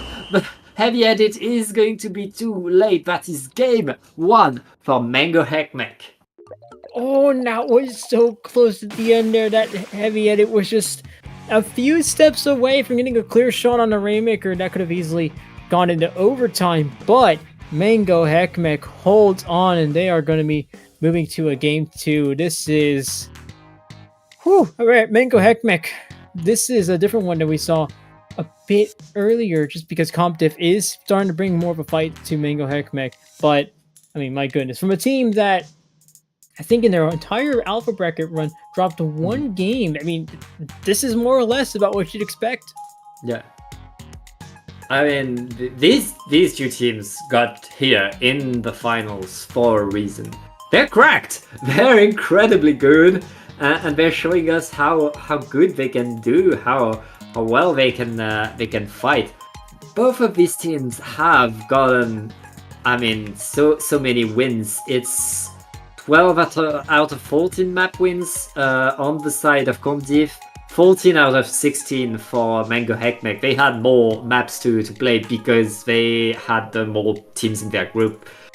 Yeah, these 2 teams have shown so much strength, so much resilience, so much adaptability. There's like a lot to say about these 2 teams, and Mango Heckmech, right there, they took control of this game. They didn't let Comdiv get much. Comdiv managed to sneak their way to the right checkpoint as Mango Heckmech got their attention like away for a bit, but the rest of that game was Mango Heckmech just taking control and getting points. Absolutely, and if there's any place to hold on to control, it's going to be Mahi Zones. We've seen earlier in the stream how contentious this map mode combo can be, and we're certainly not going to see anything different here, as we actually see the Neo Splash come out from the side of Mango Heckmech. Comp Diff is going to keep it simple here, keep it to the same comp they've been using this whole time, and we still see another player go down. Comp rules are going to apply here, so they get a replay, but Yeah. already another repeat of what we saw earlier. Yeah, so the first DC in the first game was before the game started, so I don't think Yes. it counted as a replay. This one, though, it technically counts as a replay. No, So yeah. right now, they're not allowed to DC anymore. Yeah, now this happened like after we saw Go, then the DC happens. Yeah. That's it for Comp Diff. You are not allowed another play unless we Yeah. gentlemen's it or whatever. But Mhm. ooh, I mean, they're lucky that that first DC happened before the set. So Oh, yeah. that's fine. They've moved on from that. But So please, like that player from Comdiv DC, put some ice on your router. Do something. Please do anything. Please say in the lobby. Ethernet, just hook that up to the switch dock. Find a way to do it, and then we're good. We're good. Yep. But that's Yeah. gonna be pretty. I don't know. I saw a similar comps from both sides, so of course no change is expected here. But this map mode is where we've seen stuff get very wild. I mean, we saw a near upset from the round table against Comp Diff. So Comp Diff snuck by that one, or didn't sneak by, but they won that one set. So this might be an opportunity for Mango Heckmeck to take another game.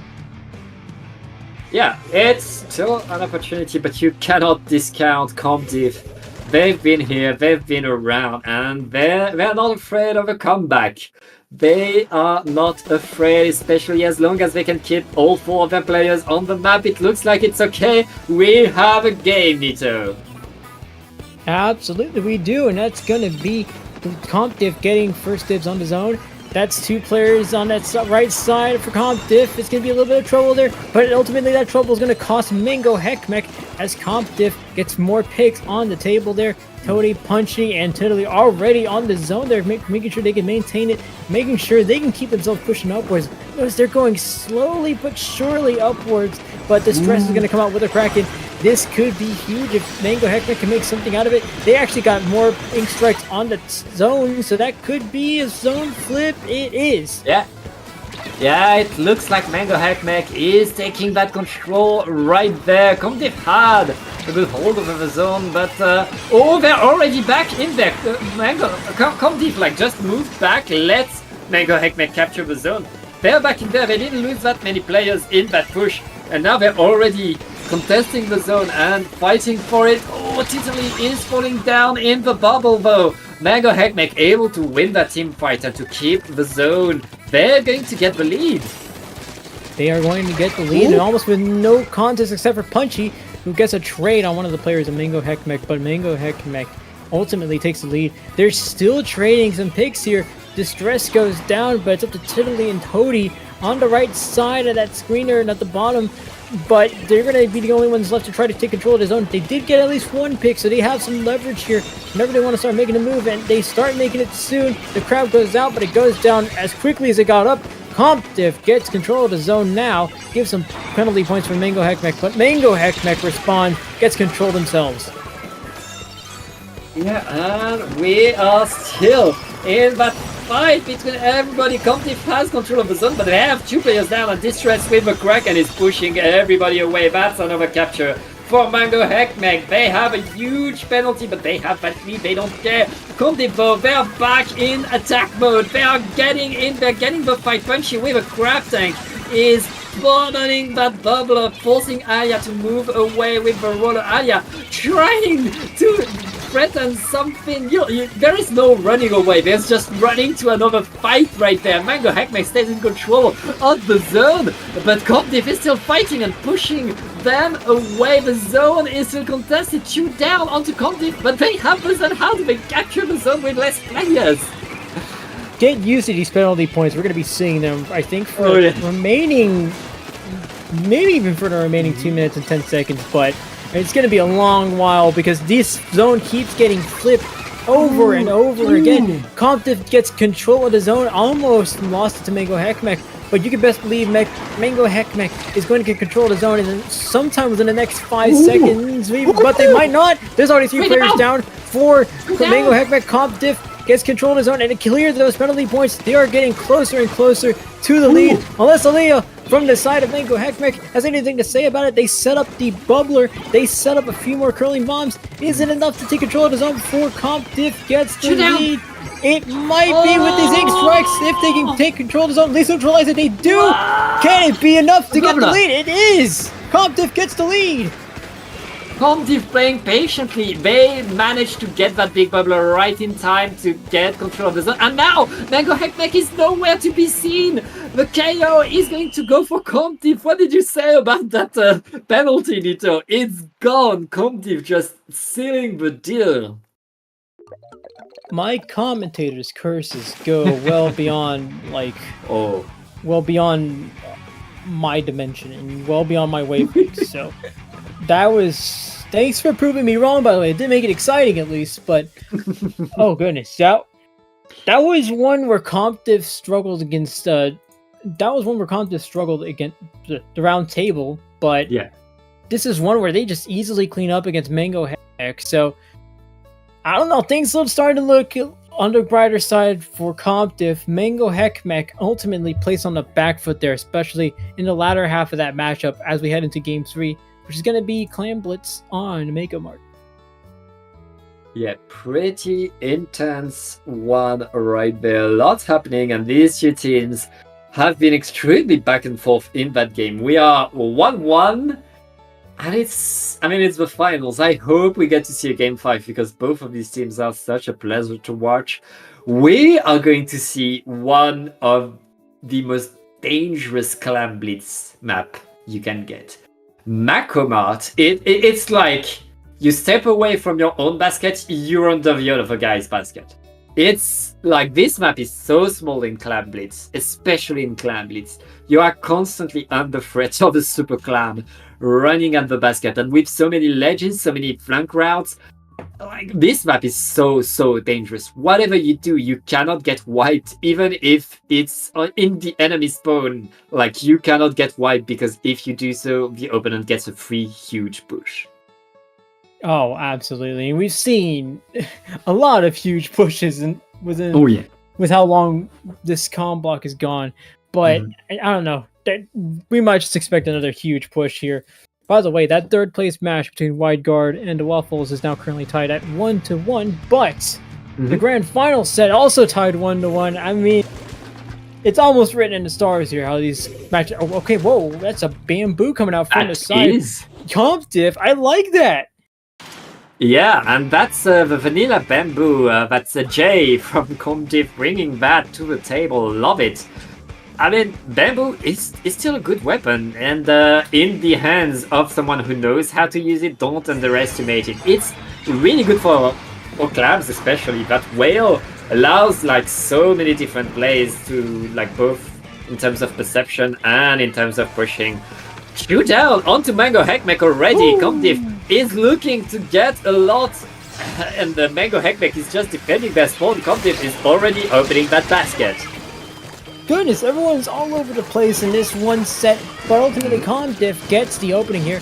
8 clams at the ready can to get a few more in the basket. They do. They've gone past 70 remaining. They're at 68 now. Now they've gone past 60 remaining. They're at 56 now. 3 players going down for the side of Comp Diff, though, as Mango Heckmech puts a stop to that. A decent push within the first minute, but Comp Diff, all they're doing here is just making sure they stretch themselves out, because I think there's a lot of confidence in their mechanical skill, and I think that's what they're trying to do here, is trying to divide attention, because they know they can win these fights if they ever get into one. But Mango Heckmech has enough for a clam. They've gotten themselves up to the basket, and they've got a few more excellent. Comp Diff gets a few more picks on the board. They've got a double there, and that's going to be the end of that push. Yeah, the crab tank was deployed as soon as that push started, shutting it down, ending it, nipping it in the button, only allowing these 20 points on the board for Mango Heckmech. 20 points, better than 0, but Mango Heckmech has a lot of work yet to do if they want to get that lead back. Right now, Both teams are just fighting for mid. Mango Heckmech looking to get in there, pushing Comdiff away with the strikes. Aya getting in there with the roller, getting one. And hunting for another. Titali is shocking there. Is called down. The blaster gets Titali, and right now it looks like Mango Heckmech is looking for another push. Distress with the oh no, you don't pick right there for Mango Heckmech. As Mango Heckmech gets that power clam in, there is another opportunity. They got another power clam in, just snuck that one by. Now they're in the lead. 47 points remaining. If Zero can get in a few more points, that lead grows ever so slightly. 38 remaining for Mango Heckmech. Three of their players go down. Comdiff already at mid there. They're already sneaking towards the basket. They're already at the basket. They threw it way too early there. That goes right behind the basket. They have thrown out early. Now they lose out on another opportunity. Comdiff tried to time it. Just missed out on the timing there. Oh, a bit too eager. Just a split second.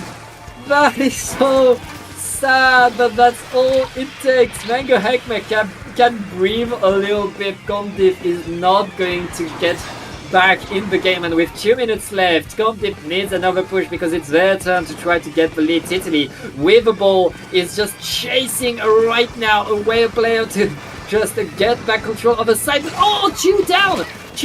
Mango Heckmech is cleaning up right now, getting splat after splat after splat.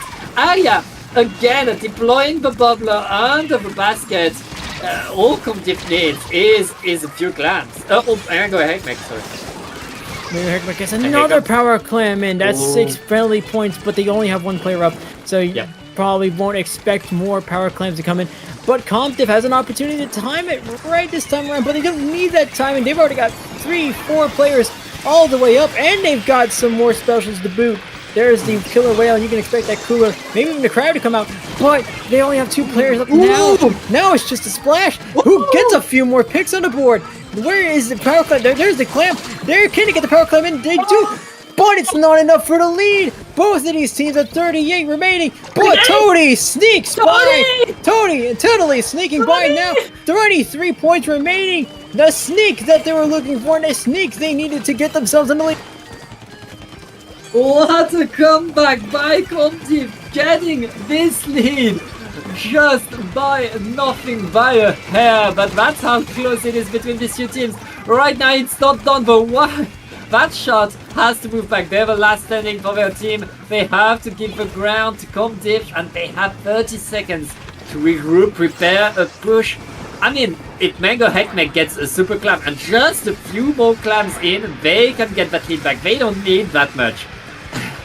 They just need that one good push, and with two down onto Comdiff, Mango Heckmech looking to open the basket. The ball is splatted, but they're able to get it. Are they able to get under the bubble? Oh no! One more! No! Aaliyah's down! Oh, so close! And that's a splat. That's it. That's the game. Oh, okay. Now we get a second to calm down here.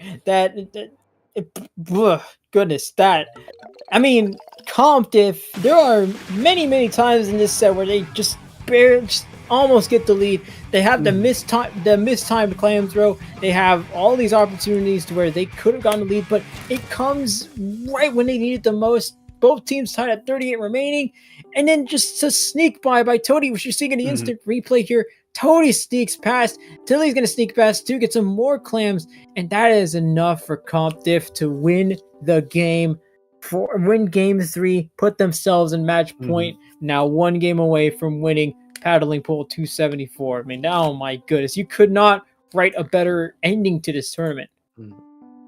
1 game away, but Comdiff, they can't rest.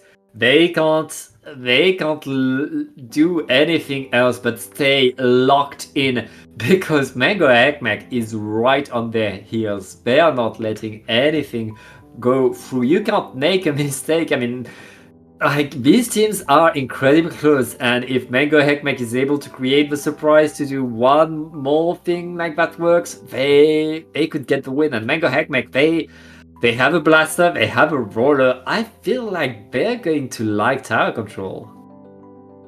Oh my goodness. I mean, let's Okay, I said this like a few sets ago, but Yep. right now we're looking at 2-1 comp diffs at match point. Obviously, at game 3, at some point during game 3, you're either at match point or you've won the set. But comp diff, this is, I don't know.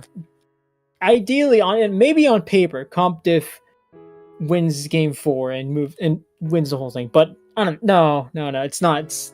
You can't say anything like that here. After everything we've seen, you can't say anything and you can't predict anything because it could very well go to overtime where Mango Heckmech sneaks by a win, or it could be just a complete wipeout at the beginning of the first minute of the match. So heading into game 4, it's going to be tower control on the one and only Museum Delfonzino. That's going to be comp diff in match point. All they need to do is win this one set. They're going to go back to the pencil, and Mango Heckmech keeps their comp together. They bring out the Kraken as well. Yeah, Kraken is coming, but Kraken is going to be key, and I already see a drop to the right by Comdiv. Punchy just getting a bit of attention, regrouping with the rest of the team. Both teams are going to try to paint the middle of the map, try to get some control. Punchy activating the crab tank, and look at that, all of Mango Heckmech are stuck in their own platform. Here come the strikes, that's going to allow them to push forward, to get into that fight for mid right there, but it looks like Comdiv already has a lot of control over that middle of the map. Mango Heckmech still fighting for their side, and it looks like the tower is moving in, but Distress, ooh, 3 down. Ooh. What just happened? Comdiv just getting in, got so many splats, and Titali is on that platform waiting to open with a big bubbler and create a lot of problems for Mango. Yeah, I mean, you talk about problems. Mango Heckmech just so backed up here, knowing that comp diff works very fast here. Toady already causing some problems, causing some distress, you can even say, as Zero actually wipes out Toady. This is already at checkpoint 2. Blink and you miss it when you watch a comp diff match go on. They already passed checkpoint 2. Now they've only got 1 checkpoint separating them and a grand finals win. But so far, both of these teams still trading picks, and we're going to see both teams reset here as we still see them coming out of the respawn. That is already a huge opening for both teams and should set the stage for what the rest of this game is going to be like. Especially since, look at that, Comdiv is still into mid, still has a lot of paint and players into mid. Alia getting in there, but with the roller looking to get Titali and is able to deny that Junior. That's a big pick, because right now Mango Heckmech is looking to get back some control, but they lost 2 players in the process. They're back into defensive mode, and Alia, thankfully able to just maintain the splats into mid, is not going to allow Comdiv to push forward even more. Right, that almost dangerous for Alia there, trying to back up, who needed to back up because there was 2 players down, and even with a pick, that could have still been dangerous for Mango Heckmech. But Mango Heckmech's already 2 players down again. Toady is in a bit of a tough spot, but that splash wall should help out. Toady and Punchy looking for 1 pick. That might even try to shred that bubbler there, but it's a neutral battle yet again to try to see both teams make moves, see which team gets up, and see which team gets something out of either time. Team Toady gets the first pick, might be able to make it 2, but Zero there wins the fight. Zero there able to get control of the tower, possibly does so, but Punchy goes down as well. Distressed with the Kraken. Distress been able to be so dangerous, that Kraken might make it another pick, unless Toady is able to win that fight, and does. Yeah, it's going to be no checkpoint for Mango Heckmech still. We have less than 2 minutes left, and Mango Heckmech hasn't broken the first checkpoint. They're still dancing onto their Zero. Has to move away, gets picked. And Comdiv are just looking to seal the deal. They want to end it here. They don't want to gain 5. And they're back on the tower, back trying to get that push. The pencil right there, keeping everybody at bay. The Tacticular is deployed. Mango Heckmech needs to defend this, and they're able to push Comdiv away, but they're not able to take any foothold onto mid right there. Punchy destroying that big bubbler. That's going to be... So close! Not a wipe yet. Close. Alia is there to defend, but it's going to be a tough one for Mango. Mango struggling this whole set to get themselves past that 82 remaining mark. As it stands, Comp Diff is around 55 seconds away from winning the grand final set and becoming the Paddling Pool 274 champs. But so far, it's still a struggle for Comp Diff. They've increased their lead, but Mango Heckmech isn't going to let them have any more. Why coming out with the Zuka? There's already one player down. There's already two players down thanks to Toady and Zero. They're trading picks. But oh my goodness, Comp Diff still holding Mango back as it's been the whole set. And Zero doing most of the heavy lifting for Mango. But Comp Diff still in the zone, still on the tower. They are on the tower, maintaining that tower on Mango's side of the map, making sure that whatever Mango does, they're going to have to fight even more to push the tower. Tacticula is deployed, and with 10 seconds left, that's going to be the last Tacticula for Comp Diff. Just fighting even more, and it's just the splash left standing for Mango. Zero needs to run, and with a wipeout, we have our Paddling Pool champions. Blink and you miss it. It seems like those 5 minutes, that 5-minute set just went by so quickly. It didn't seem like it was 5 minutes, but in the moment, it definitely felt longer. I mean, Oh yeah. Comp Diff this whole time, and again, this was the same story as when we saw Comp Diff earlier play against the round table. Mango Heckmech just almost never gets past that midpoint of the map to where Comp Diff is able to just walk around. They have Toady and Punchy just doing whatever they need to do to disrupt Mango Heckmech, and it works to perfection. It works out very well here, and that makes Comp Diff the winners of this tournament. Yep. Congratulations to them. Mango fought well, but Comp Diff fought better, really dominating this tournament and taking it all. Mango able to take a game, able to fight back, but Comp Diff in that last game really showed dominance, showed how good they were. Mango didn't pass that checkpoint, and Comp Diff always had a presence into it, always had a squid there to fight to deny anything. It was a great final, but it's time for us to say goodbye, Nito. It's interesting because Mango Heckmech is the same team that won last week, and they find themselves in the same position, but Comp Diff, maybe this is something to say about Junior in Comp, but I like it. But I don't know.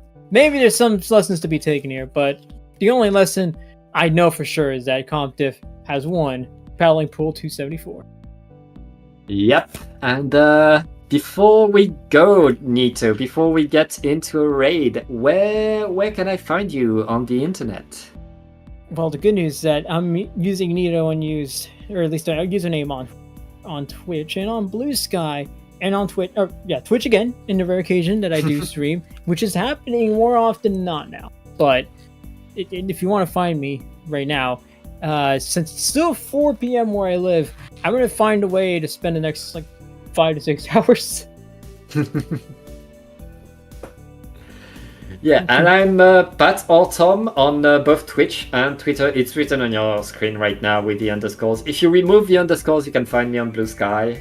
And I'd like to give a special shout out to our streamer Breffney. Breffney, thank you so much for being back and for streaming Paddling Pool. You can find Breffney at BRUFNIE